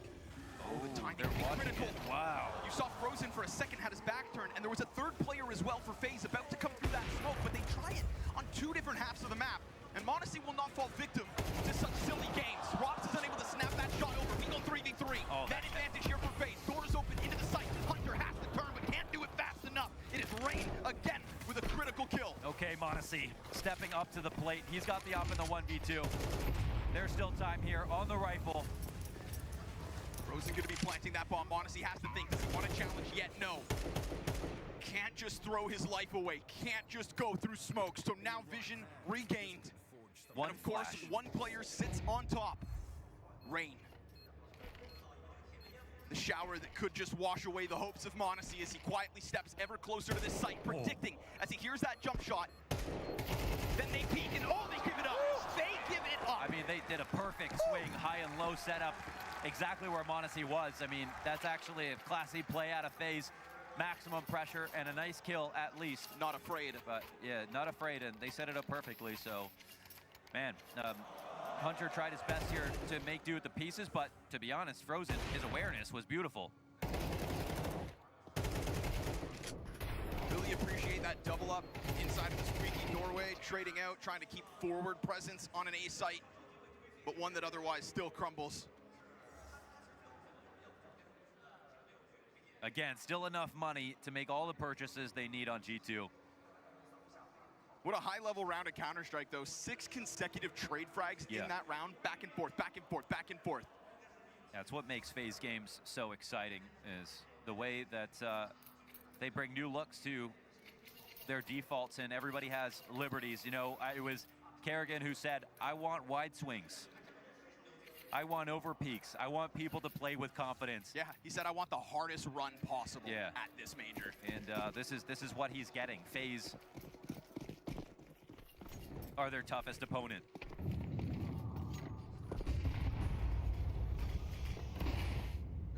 Now this is a round where you really want to make G2 sweat, because trust me, they are. This is most of their money. But conversely, G2 could win almost exclusively off this round. FaZe going for broke. Nathan sails just a little too far. Oh man, Malps is close to reloading. They are ready to run in front of that. And, oh, he just dies instantly. Oh God. There's no one here to support, man.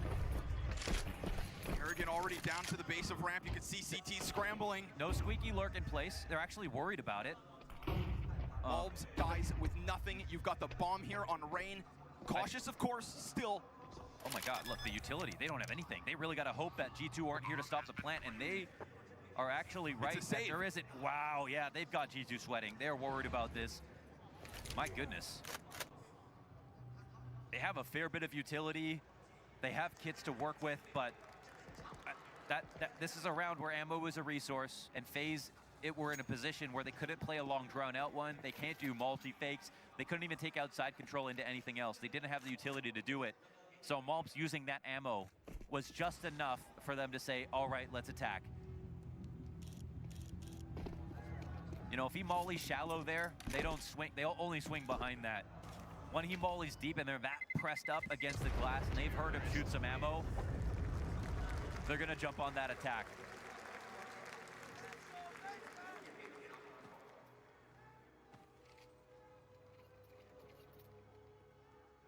You could call it lucky, but they created the opportunity. In a game of probabilities, it's all about creating as many chances as possible. And FaZe somehow, even on Nuke, are able to keep up with G2. The lead was one thing out of the first half, but it was always about whether or not they could close on T side. Looks like m0NESY is going to look to enact a bit of revenge here with Malps. The timing's quick. This kind of prophylaxis is the best way to deal with a problem that would happen later. They have trophy control. Fight first. How far do you fight? What sort of a chance do you give? There are plenty of players inside of this lobby. Malps is going to find them caught off guard. Nobody's looking. Malps, oh, he only gets the one. Do they still activate? Will they test snacks? They pause for a moment. We praise those mid-round calls. Can Kerrigan keep everybody calm? And m0NESY dips out. FaZe will reset now. And G2 are trying to figure out what they're going to do. If anything now, you've lost your original ramp player. Sure, Kerrigan calling from the sidelines, but you have snacks sitting on a quarter health. Desperate here next to Hunter. A Molotov to be thrown out by Frozen. Players already coming out through the door. Ross able to hang on.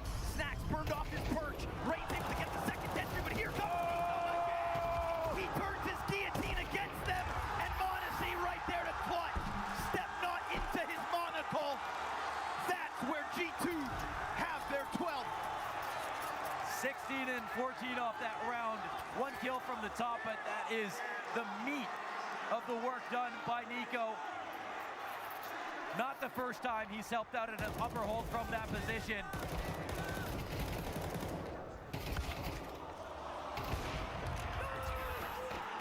Same spot, bigger outcome. Scary when their key players and Snacks and Hunter are the two to die without their kills. But who better than the two biggest, most consistent stars of G2 to close that one out? In a questionable Nico half, all things considered. 10 kills prior to that triple. Better late than never. And Snacks, man, pushed out in Hut in a round like this. Just like last round, Malps goes for trophy room. This time Snacks is gonna take over front Hut. And so maybe G2 starting to feel like push has come to shove and they have to fight back. The walkout's coming slowly, but they have made it just in time for those smokes. In exchange, they make some noise, but Rops has vent control as well. Is this gonna be another situation where G2 are slow to rotate, but Rops is sitting in the vent? Once he clears control steps, is he just gonna go back? Yeah, surely. Frozen's outside as well. G2, they don't know what's happening. Moving pieces around. They're still holding for lurks. Oh, okay, holding. But to be honest, Frozen was the, extra spot, extra piece. Not nearly a key part of what is to come here for FaZe. They don't just limp out onto that site. 4 players flood through single door. Utility is non-existent here in the post plant for FaZe. G2 on the brink of a map 2 win. That position can be so powerful, but now it's Kerrigan inside the vent. 5v4 called forward for the retake. How will Snax get down this vent and when? First, it looks like the ramp engagement will happen. They sent the artillery to try to soften that back line. We get 2 kills here out of FaZe. Now they have the edge, or so they had. m0NESY finds his, Rain takes it back, and it opens the door again for Hunter, but denied at the turn. And as they turn on both ends of this bomb site, FaZe push us the distance in regulation. They're giving us all 24 rounds here on Nuke.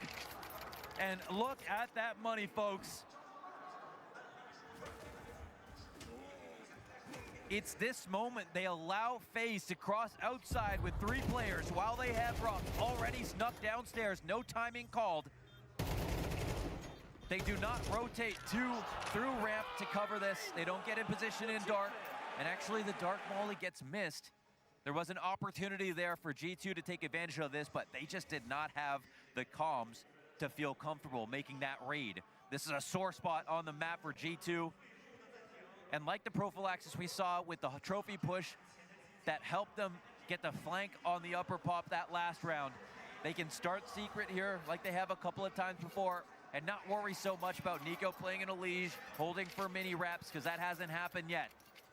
But rounds like this are where Kerrigan can be the scariest. T side versus a buy that's low. Accumulating all the information for all of the adjustments the CTs have made. This fine-tuned war machine looks to rear one more time, and it's a beautiful trade frag from NiKo. Completely different position than you'd expect. He's hyper aware of the threat of more players in lobby, but there's a bit of caution here offered by FaZe. They let him get his hands on the AK. They don't just come barreling at him for the trade frag. They can already smell the lack of money, but who better to pick up that gun than NiKo? A massive upgrade from the MP9. Wow, this is unbelievable. They've got 4 walking outside, nobody holding lobby. What's that, util? No lurks inside of the ramps. Can m0NESY do it right now without the trusty op? Yes, he peeks in, but he doesn't finish. Kerrigan, Nade's gonna have his name on it. And he's being hunted down from the side. He hears it. It's a bad spray. Unable to stop Rain. We go man advantage FaZe. NiKo's gonna be drawn back from the positioning he established so early on. But what was the contingency plan? Without lobby control, they can't really change up. 35 seconds, Kerrigan's coming back to rediscover whether or not there's been a push. Back turned, back turned. Wait, his timing could be everything, Kerrigan! Able to sweep away Hunter. Snax now to come out from the vent. Snax has been so key, but he will go down with nothing. And NiKo looks to recover from a spot that haunts his dreams. A flash into the backside. Molly at the feet of the planter. Into the fight he'll go, but no, not today. Not versus FaZe. Kerrigan forces OT. You almost never see FaZe operate like that in the mid-round. 4 players, no flank watch, no lurk in place, and it's Kerrigan to come back at the perfect moment to the lobby to get the kill that makes the difference. Damn right it does, because what if Snax is set up by Hunter inside of Squeaky? How foolish Snax looks in contrast. They were confused why no one was there waiting when FaZe expanded for space outside. And m0NESY missed his spray. m0NESY had more than a miss there. That was a really rough spray on an M4. And it does. Only thing that matters is the round score at the top, but right now that is the exact problem for G2.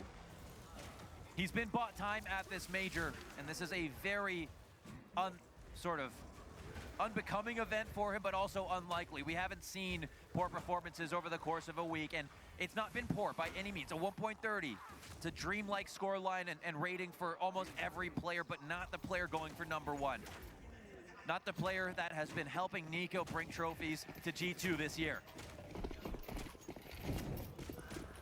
Not when you get sprays like that.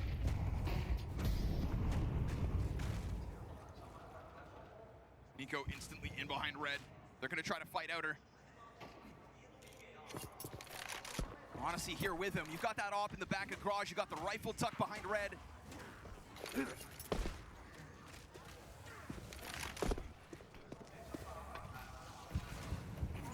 Smoke over top. NiKo's still out on this island. Now effectively divided, and Rob's successful in his opening endeavor again. He is the star of the show tonight. They hold the same way for him. Totally denied. Absolutely prepped for the NiKo fight, round after round, half after half. Sides be damned. This is FaZe Clan. Some people say this is NiKo's last chance to win a major. If he leaves this team and m0NESY beside him on this last dance, he knows just as well as everyone in the second half of his career, the chances will be few and far between. Here we are in overtime of map 2, and FaZe could be the team they destroyed all year long, could be the team to take this away from them. Snacks will find nothing, empty-handed, and it looks like this overtime round has nothing for G2 to be proud of. Absolutely pulled apart every fight prepared for. We don't see how Robs kicks it off, but I can guarantee you it's clean, because his sprays and his headshots have been so accurate all series long. For Hunter to want to do this for NiKo, his only dream to play with his cousin, his brother. And Robs is gonna put him down just like he does all the others. Triple kill for Robs. For him to lose this chance might be him never getting this chance again. Worked so hard to get on this team to play alongside NiKo, and they have had incredible moments. IGL agnostic, Snacks, Hooksy, whoever, they have picked up chips along the way. But still, none stand more important than the major. You can think of that moment as Hunter and NiKo step forward in Katowice to hoist that trophy. Tears in NiKo's eyes for the only time in his career. But not the major. Fan favorites.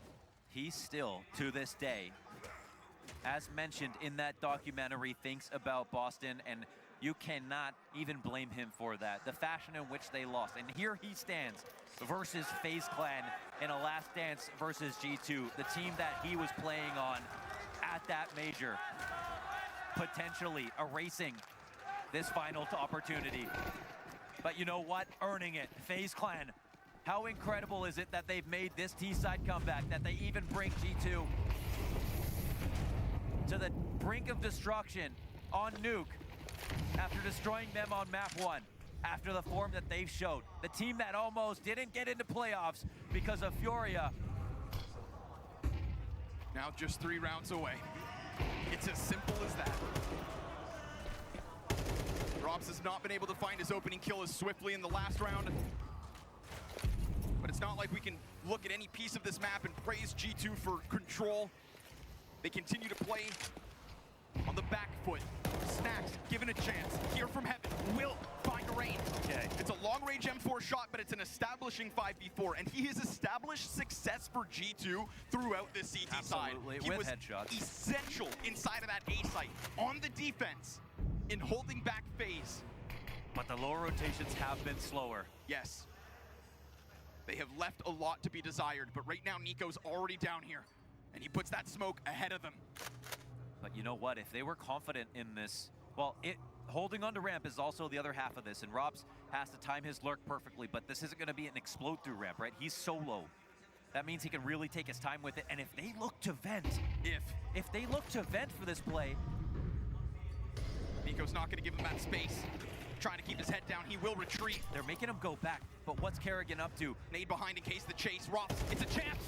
Oh, it's 2, and both escape him. NiKo from the rafters with nothing but a fast peek out of m0NESY. Oh, that Haven't kills had him. to say his name. 4v2 is taken. No, there's upstairs. Oh no! He can plant the bomb. It's gonna go down front sight, and we got Brokey and Kerrigan shoulder to shoulder in what could be a crushing clutch.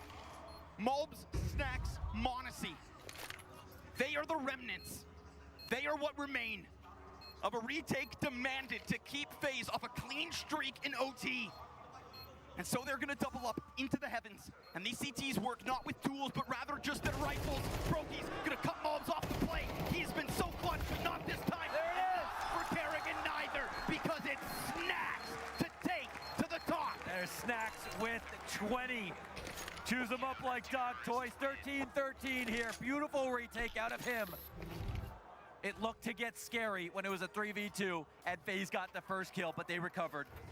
What an attempt, though, to get back upstairs. Straight trade. This is at the heart of FaZe, keeping options open this late into the round. It doesn't seem like anybody else could have figured this out. Man, Hunter getting floored by that vent take. Whew. Robs missing chance. All the goggly accomplishments of these two teams, but we're starting to see pressure hit the Surfer. Yeah. Monacy missed sprays, Robs missed moments. And all due respect, that's Robs on 27 kills. He Of has course. done a lot of work this game. And he's gonna have to do more. Neither team wanting to go down. Battle of the gods on Nuke. Oh, and there goes Robs again. Who else? Snacks established. We get this rotation down from Nico. He found nothing in that round prior. In a world of 3Ks 24 hours ago, dies on B empty-handed. But you have given Monacy a chance to position on a critical line. This is actually, I think, a beautiful move in this spot. Completely left to his own devices. With numbers up, it certainly feels like somebody could walk into this. If they're not worried about late big garage as they start to throw some of this utility, oh my just goodness. missed it. But surely he heard that.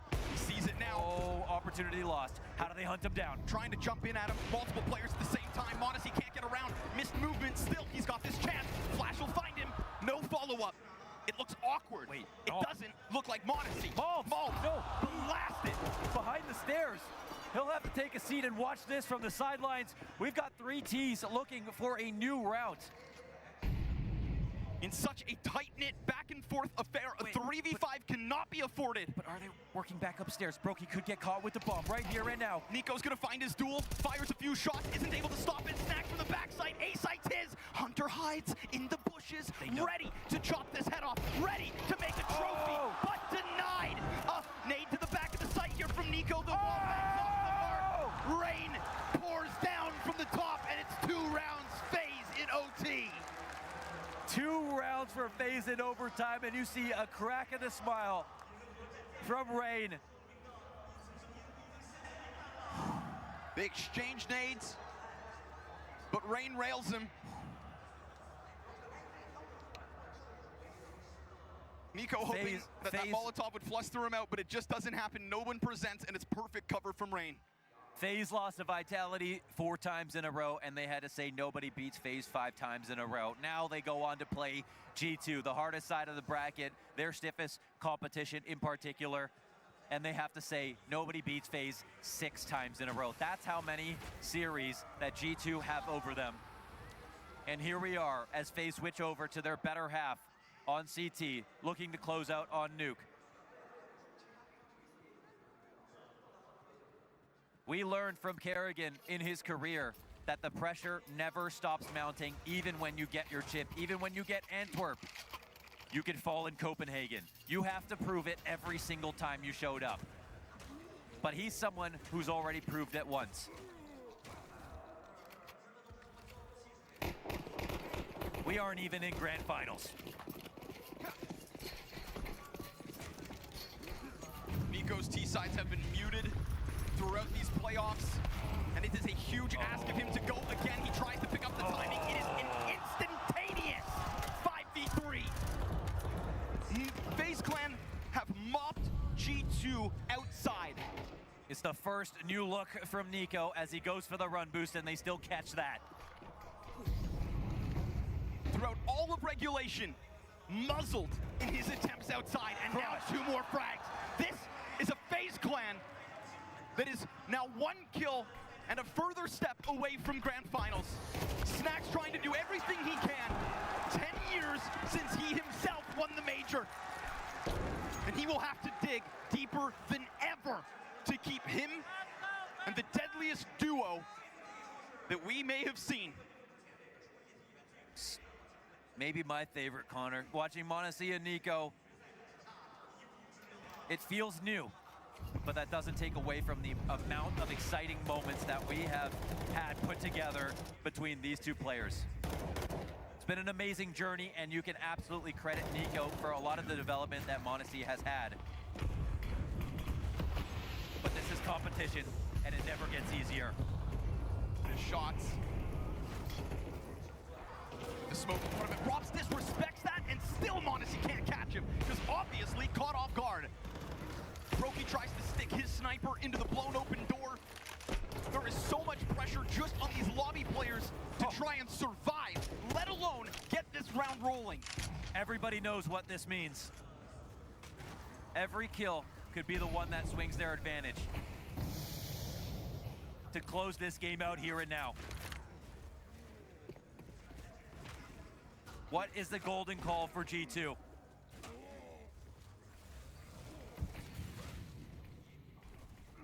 Look at the crowding here of FaZe inside. They are matching the exact energy that G2 have. They are ready to rotate over to ramp if it ends up going that way, if there's a fake. They're watching this. This could be it. Robs on top, dies instantly. Mulch finally getting his revenge. Rain's not able to multi-frag, so Kerrigan himself slides through, and they're able to jump down. They're gonna put some pressure on this lower site. We have seen spectacular moments from Brokey on this doorway. No. The first one this time's free. m0NESY makes a misstep, a mistake that could cost him more than he can imagine. As his rifler is set to depart, he has to watch from the sidelines. Snax will be rewarded. To be Patience pays off. Frozen from the control panel, and a missed chance from Brokey reopens the hopes here of G2. Time, they have to plant this Fake bomb. plant, it's great, but Snax is greater. He has the final word. Snax in one of his best maps ever on a G2 jersey when it matters the most. 24 and a final op shot to give G2 a chance at another overtime. That one went to ramp, Connor, and that one was one where FaZe were not playing secret. They were not playing big garage. They were not playing back CT. They were waiting for an upper pop or ramp. They had pieces in place. G2 absolutely had to frag their way out of that, and they did.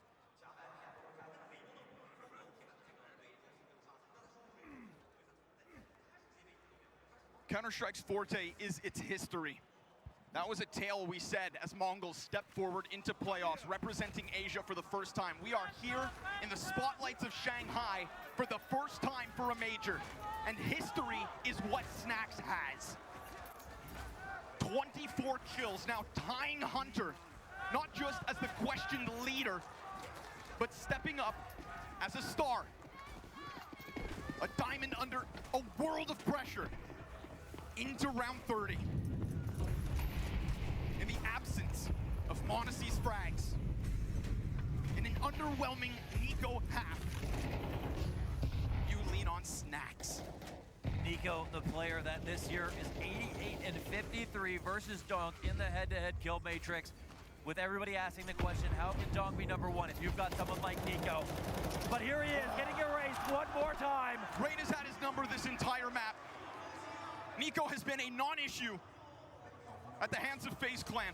And Rops has been the final boss. Every test after test, passing with flying colors. Reinvented for this major. Lines up one, but doesn't get greedy. He will silently peel back somewhat, but not gone. They open the door for the potential hell wrap. G2 are scrambling. They are scrambling, they are spread out. And soon we'll find out if there's still 3 fingers on this hand. Rain catches Hunter. The immovable object that is Rain. When you need him, he is here. Brokey confident as he has all his teammates still behind him. And in the last attempt for G2, it is flawless from FaZe. In what seemed like FaZe Clan's darkest hours, it's G2's falling stars that light their path to Grand Finals. FaZe are forever. Yeah, Carrigan on your screens there, the smile of a Labrador, but the heart of a lion, and it was a pride that got them over the line. Everyone firing on all cylinders against G2. Heartbreak for that man. The major continues to elude him, but you have to think he will get his one day, but it will not be today. FaZe to the finals. Absolutely incredible performance from FaZe, man. Form is temporary, but class is permanent, and these guys have just done it one more time. When it seemed unlikely, considering their form coming into the playoffs, they take down Vitality, who they struggled with all year long. Now they take FaZe, who's beating them every time they faced with these two lineups against each other. On stage, just a completely different team. Yeah, unfortunately, the last dance underneath this night sky, the stars have not shined as bright as they needed to. Meanwhile, FaZe looking fantastic. They are going on such a phenomenal run. We have not seen something like this out of FaZe since Chengdu, since early portions of this year, since the last major, where they are now slaying the favorites time and time again as you see them shatter them off the board there. That's G2 gone, Vitality gone yesterday, and now they're one step away from Kerrigan hoisting his second major title. Yep, shades of Cloud9 for this one. People right at the start of the RMRs, there were question marks about whether FaZe could make it to the major for real. People said they were the most likely to falter, the most likely to fumble. They got there. Then it was, okay, you know, you're at the major, but you're not going to make the playoffs. This isn't the FaZe that we know and love. And then they proved the doubters wrong again. Then they made top 8. And we said, okay, top 8, that's incredible. Well done, Carrigan, you've done it again. But surely you're going to lose. Surely you're going to go out against the better teams. And no, they have gone all the way to the final. This story is absolutely incredible and compelling. You couldn't write a better one. I mean, it would be so hard to come up with something better. I mean, you don't understand. Like, after the last major, this team went on a slow and steady decline where 5th and 6th was the best they could ever sniff. And then they were even at times getting eliminated by teams like Complexity and Sangal. The last season of EPL, they were just so not themselves. But at the Blast World Final, they got that one win over Navi, and they showed you a little bit of hope. Then they come to the RMR, and they go through. They come to the major, they go through. But then you get to the playoffs, and you feel like, okay, this is where the last ride stops. Surely, against Vitality, the most favorite team in the playoffs now that Navi's out of it. But no, FaZe say nay, and they do it again against G2, and once again, Kerrigan silences Nico. And the terrifying thing, Yanko, that G2 just found out, all of a sudden, this phase where the players were missing, Rops, Brokey not stepping up, it was only Rain, really, that was getting it done, a little bit of Frozen here and there. It turns out when they all fire together, they are formidable. Yeah, absolutely so. And in the Vitality game, it took FaZe 8 rounds on T side to start winning something, and against G2 it was 7, and it was just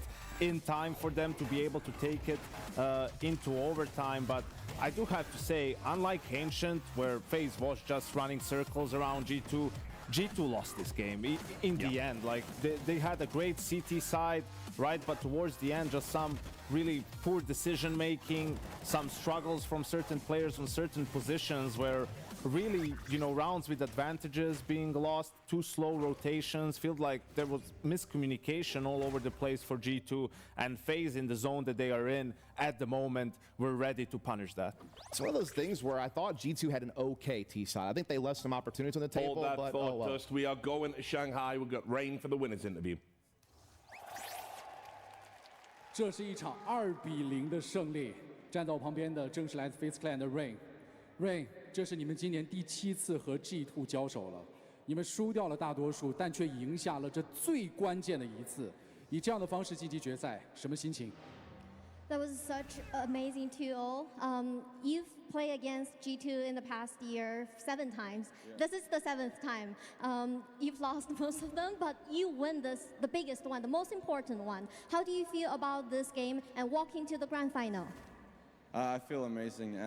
This entire tournament feels like a revenge run at the moment. We're beating our former demons, it feels like, and I'm just happy to be here, happy to play the final, and I'm really excited for Spirit tomorrow.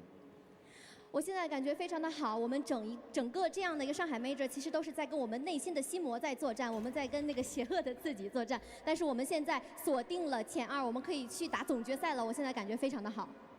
说到战胜心魔，你们要知道，你们在上海，在中国，你们前2次的大赛冠军都是在这儿拿的。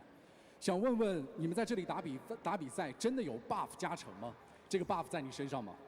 Speaking about the devil, do you really feel here in China, in Shanghai, is your like charm place, and you really feel the buff? Where is the buff? The crowd here is amazing. Every time we come to China, they're chanting our names, they're chanting FaZe Clan. Hey, thank you guys so much for the support. 我就是觉得在上海，在中国打比赛，我很享受观众朋友们给我们的欢呼，我很享受观众朋友们大叫我们队伍的名字 FaZe Clan， 然后我很喜欢大家为我们加油，我觉得我很爱这里的粉丝。接下来要问一个很有意思的问题，因为在刚才打进加时赛的时候，我们看到 Rain 你把耳机摘掉了，这个举动，这是什么情况？这是你们战术安排的一部分吗？ So we saw you took your headphone off, walking to the overtime. Was that a part of your gameplay, your strategy? No, I was just really zoned in, and for some reason I thought we won the game, and I just started celebrating. And then they're like, guys, Howie, put your headphones on. And I was like, yeah, my bad, but I was just very excited to make the overtime. 其实不是啦，因为我当时非常在这个游戏的，在这个比赛里面，然后我忘记了我们的比分，我当时以为我们已经赢了，我不知道我们要打加时。我把耳机摘了之后，然后我的队友我在说队友你们在干什么？然后队友在说把你的耳机放回去，你在干什么？然后把你耳机戴上，我们还要打加时。是，我觉得 FaZe Clan 现在在舞台上的状态真的非常非常的好，而一周前的 FaZe 和现在的 FaZe 状态判若两人。你们是触发了什么关键的按钮，让你们的状态调整回来了？ You were absolutely amazing and on fire right now on the stage, but compared with a week ago, your performance a little bit differently. What secret switch you turned on during this week? I don't know. I think we just feel the love from China. We just want to come here and prove that we are still one of the best teams in the world and just play good Counter-Strike. And so far, we have Robs is playing absolutely amazing this tournament, and the numbers he's putting up is really helping us out. And we just want to prove ourselves and prove to everybody else that we're still one of the best teams. 其实具体的我也说不太清楚，但是我就觉得我来到上海来打比赛的时候，我们就觉得有一点点这个加成的成分，而且我的队友 Robs 他打得非常的好，他的击杀数、他的数据都非常的棒。然后我觉得我们就是想向世界证明，向所有的粉丝、所有的队伍证明，我们是世界强队，我们还是那一个 FaZe Clan。那最后一个问题 ，Rain， 你在中国有非常非常多的粉丝，今天他们仍然等在这里，想要 跟你合照，想要记录你们的胜利的时刻，有什么想对他们说的？ The last question: You have so many fans in the arena and around the world. We saw a lot of audience wear FaZe Clan the merch. And what words you can give to all your support here?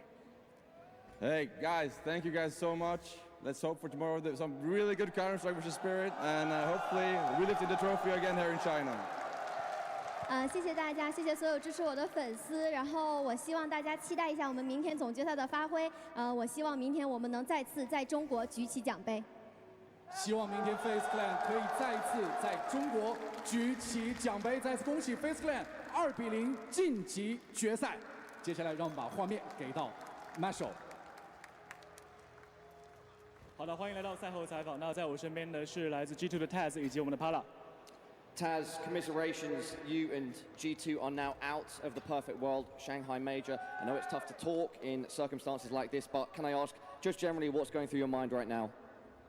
I'm just fucking proud of my boys, of the whole team, how we handled all the pressure, everything during this half a year. And I couldn't be more proud of them. And this is the loss that we will build upon, and definitely not something that will destroy us. 想问一下 Taz 现在之后比赛之后的情绪是怎么样的？那 Taz 也说到了，我真的真心为我的小伙子们感到骄傲。虽然说我们的旅程止步在此，但是这场失利我们一定会吸取教训，然后在未来从这场失利里面重新站起来。We know you wanted to win, but you made top 4. What do you think about that placement, Taz? I think that it's a disappointment, but also I need to give good words to FaZe. They played a really good Counter-Strike. They were just better today, and I mean, old guard, huge respect. Hard to find words now. 我知道每个队伍都想更进一步，但是你们对这次前4的成绩是怎么看的？我对我们的成绩当然是有些失望的，但是我想今天我们的对手 FaZe 确实比我们的发挥更好一些。老男孩们就是这样，今天他们确实更胜一筹。Final question, Taz. Of course, difficult to look and discuss about what could be next, but any words on what's next for the team? What's next for the team? We will fucking come back stronger. 想问问下一步队伍会怎么样？我们一定会卷土重来。 Taz, final words to the fans at home, and of course this amazing crowd that has stuck around to hear from you. Thank you very much. 谢谢. Thank you. 好的，那也是感谢 Taz 接受我们的采访，我们把剩下的时间交给分析。 Yeah, obviously a dejected figure there. Taz, he's been in that position a few times as a player, now as a coach. It's never nice to have to come out and, you know, kind of talk about what the future might hold because we are about to go through a very uncertain period. But, you know, I like the angle he's going for with he's proud of the guys. There was a lot of pressure on us. A lot of people thought this was definitely our time and this isn't going to destroy us. Well, yeah, definitely not. But I think just for G2, very damning that their two best players in this series were Hunter and Snacks. I mean, that's just really a condemnation on m0NESY, Malbs, and Nico. Like, you can't, I can understand Ancient a little bit. It was a lot, you know, Nico wasn't in the action. It was a lot away from him, but Nuke is your playground. And Rain, once again, just unfortunately owned them on Yard, right? How many times did he find the entry kill on him? Nico was unable to find impact in either half of the map. You could tell the frustration sort of coming in. Malb, similar situation on ramp, a couple of rounds where, you know, you feel like just the bare minimum would be enough. Struggles there. His frustration was apparent on camera. And for m0NESY, unfortunately, it felt like all tournament long, it wasn't the best player of the world level that he got us used to, you know, this year. And it's very unfortunate for them that that's how things unfolded. But I think more so for m0NESY and Malbs, who are, you know, younger players. Malbs, his first major playoff, going to be a learning experience on how to handle these sorts of games. Yeah, it has to be a learning experience. Yeah, right. Because obviously they're going to be the stars now. You know, Nico is going to be leaving. We know he's going to be joining a new team. So you have to take the positives from this where you can find them, develop your skill set, and like Taz said, come back stronger. Yeah, I mean, I do think that Malbs, despite not having a good game today, again, we talked about the key matchups being him versus Rops at ramp, and then, you know, the Yard battle between Rain and Nico were going to be the big ones. They lost on both of those fronts, but what we can take as a bigger picture about Malbs as a player is that since he's come on the G2, at times he's not taken the ideal roles for himself, but still performed at a very high level. He obviously had phenomenal impact yesterday, you know, in that game on Mirage, where he was an absolute menace to help, you know, kind of move them into the semifinals, and he's just, in general, helped them, you know, win 2 trophies and do a lot. So, yeah, in his young career, he is still certainly a player that G2 can rely upon as a star going forward. It's just now going to be about what is G2 able to build around him in the future, which is obviously something that we can only speculate about, and we'll have to wait and see what happens. Meanwhile, for FaZe, another fantastic performance, another major final. This one probably the sweetest of all in a way because, you know, when they went to Boston, they were the super team. They were supposed to do it. You know, Copenhagen probably, again, was kind of a little bit expected. Maybe Carrigan would win in his home city. You know, obviously they took Antwerp prior to that. And then, you know, here you are now. And this one's a surprise and a very pleasant one. They've just played increasingly well as the tournament's progressed. I mean, just the level of opposition they've had to go up against in the playoffs, and the world's best player is waiting in the grand finals. I mean, this would be maybe the most, I think definitely within the context, the most difficult run for any team to a major trophy, because FaZe did not only have to go up against 2 top 5 teams, they went up against 2 top 5 teams that have beaten them all year long, right? Like maybe against someone else they have a better matchup and then it's not as big of an issue. So they overcome their demons in FaZe and in G2 and Vitality, and now it's just the demon of the grand final because they were the favorite in Copenhagen against Navi. That one slipped away on the 3rd map, so one more chance for Carrigan to write history. Yeah, well, look, let's start breaking down some of the play before we do the broad strokes. So we want to take a look at some of the early rounds and how kind of FaZe were able to, you know, get into this game. We're going to take a look at a couple of rounds that stopped FaZe from having a great T-side. It was okay, but there were some missed opportunities out there, and this is one of them. They're able to get the pick on Brokey at ramp with m0NESY's AWP here to kind of kick off some action for themselves to get some map control. They also catch Rain in transition on an even trade here in the back hall to get into the lower site and give themselves a 3-on-3 post plant, which you're going to like them in. But Carrigan has this crazy flank on radio, able to pick up an AWP when it's all said and done. Be going to the 2v2. able to get the op pick, and then this high cover from Rops to allow Kerrigan to stick to defuse is beautiful. And then this is just another round where they just get crafty. They don't have a whole lot of money. They buy SMGs. They rush into lobby. They just overwhelm FaZe with numbers, and these are rounds that FaZe could have easily won to give them a better T-side with more cushion for the second half, but it also just shows FaZe craftiness to be able to win these rounds, to at least give themselves a little bit of running room going in the second half. There were too many ugly rounds for G2 in this game. I mean, man, pistol round, you're 4v2. Why is Malbs peeking with the bomb under ladder? Why don't you just go away? This round that you showed, why is he peeking into Kerrigan if they're going to go B? I mean, so many, you know, mind-numbing decisions from the players where you have advantages and you keep throwing them away. You could tell that they were nervous. They were not themselves in this game. I mean, towards the end of regulation, the 5v4 retake towards B, we were watching. I was saying this round is like they're not winning this retake after first 10 seconds because they give too much space on secret all the time. Nothing happens, right? The retake is too late. They still want to go vents when there's 4 players alive. Like, what are you doing? Yeah, this is a round that really helped FaZe just seal the deal. T-side rounds were a commodity this round. This round, they delayed the smokes at outside to not let m0NESY get an op pick, and then they catch Nico on red and give themselves a 5-on-3 advantage. Also because Rops, again, we talked about how he's been willing to get a little bit more, you know, willing to go for duels on the extremities. He gets a huge ramp pick there as well to give them an advantage. They're able to roll into the lower bomb site now at the 5 versus 3, and then kind of the rest is history here. They close out this round. This is, again, one of the much-needed T rounds where they were hard to come by in order to close out this series to move on to the grand finals. And it's just got to be said, Janko, what you're watching there. I mean, this is like a masterclass of what Rops has been doing as he's got better throughout the tournament. You know, at the start, back at the RMRs, all of the talk was about, you know, critiquing his game, how he hadn't had impact. Since the playoffs have started, he has just dominated in doing the Rops things again. He's been surgical, just, you know, finding openings like these, putting pressure, right, constantly being a thorn in his opponent's side, because when you prepare for the game and you watch that in your mouths, you're like, well, I mean, sometimes this guy might be alone and trying to peek me. Sometimes there might be 3 more guys with him and they're just going to pop on me. And the way you play against those 2 different things is completely different. And if you play against the one, they do the other, you're screwed. And yeah, he was struggling to deal with just ramp in general, really. I mean, also just think about him defensively. You know, his ramp room presence was widely known throughout this game.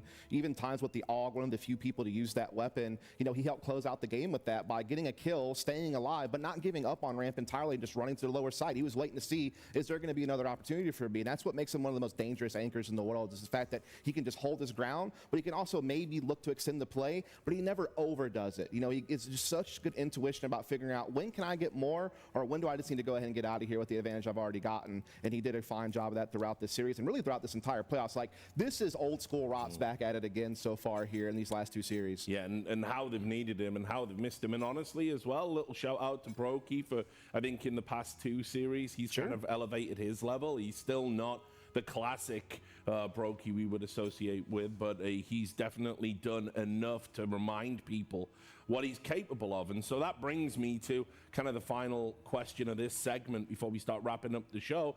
You've seen Spirit all tournament. You've seen FaZe all tournament. I mean, how do you think FaZe are going to be feeling about that matchup? How can anyone go against FaZe at this point in time, right? I mean, they've done the unthinkable. Yeah, they took down the 2 boogeyman, right? And you also look at the run. I mean, Team Liquid and Mouse for Spirit, sure, no slouches, but not the same caliber of teams like Vitality and G2, right? So for FaZe, historically also is one of the teams that they've had success against. And yeah, at the end of the day, Kerrigan versus Chopper in sort of the grand scheme of things and the approach and the game planning, you know who you're going to side with. And it really does feel like it has to be the donk show for Spirit to have even a chance in this one. Yeah, I mean, I think the one thing you would say that Spirit might be able to do is just have better overall talent. Like, you're going to take Donk as a better entry than Rain. You're going to think Shiro's a better opera than Brokey. You're going to think that the fact that they've been able to kind of transition Donk away from being a pure entry rifler into more of a trade fragger, kind of using him more efficiently. But they just got finished beating the best damn trio that we have talent-wise in Counter-Strike just now. Like, they neutralized some of the greats. So if that wasn't enough talent to stop FaZe, it is hard to believe that Spirit have enough, especially considering that once again, I think Kerrigan's going to have a massive advantage, not only in the veto, but just in the mid-rounding when it comes to the IGL slot. Yeah, I mean, but lots to think about, obviously, as well. You know, we sometimes think Kerrigan might be cursed. It's going to be a pretty long night's sleep, but we'll see if he can make history tomorrow. Now, this is the schedule for that tomorrow. We're going to be having a fun show match, so it's going to be an hour later than we've been starting usually. So you're going to get all the reveals. I think we've had a few teasers out on social media already, and then bang, just like that, we're into the grand final. Crazy to think it's come around. You know, we've been here for weeks, and this is what it all boils down to. It's going to be Team Spirit taking on FaZe, just a plethora of talent on the server, and a super cool storyline. Whatever happens there, we're really getting into uncharted territory. So, guys, final thoughts for the day? Oh, no, just a pleasure, you know, holding down the desk with you two gentlemen once again, as well as working with Sam, Blatt, and Maui, and just looking forward to a great grand final tomorrow. It should be fantastic. Yeah, another great day of Counter-Strike, right?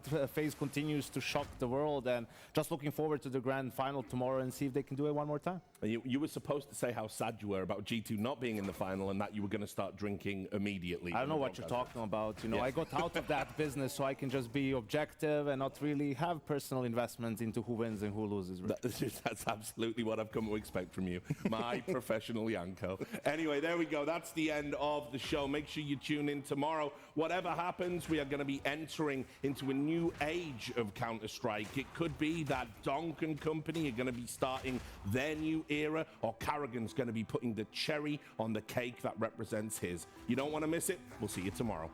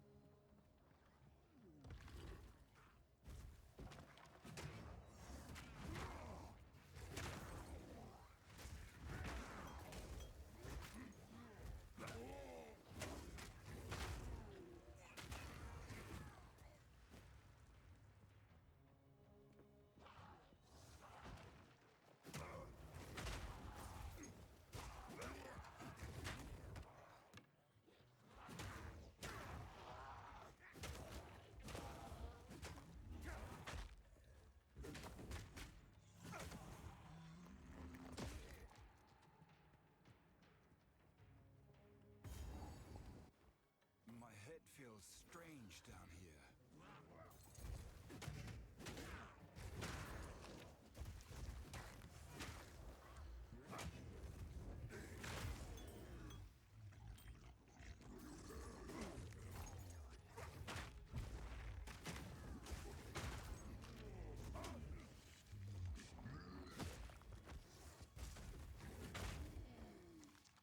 My satchel is full.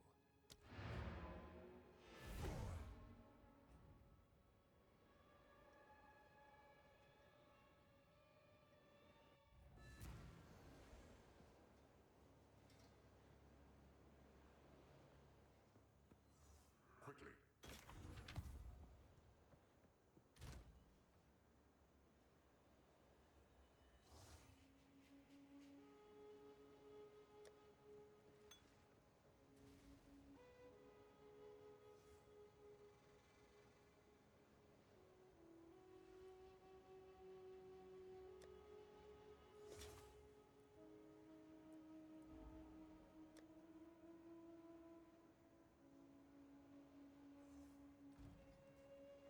Yes, some pretty things. My tribe could use that.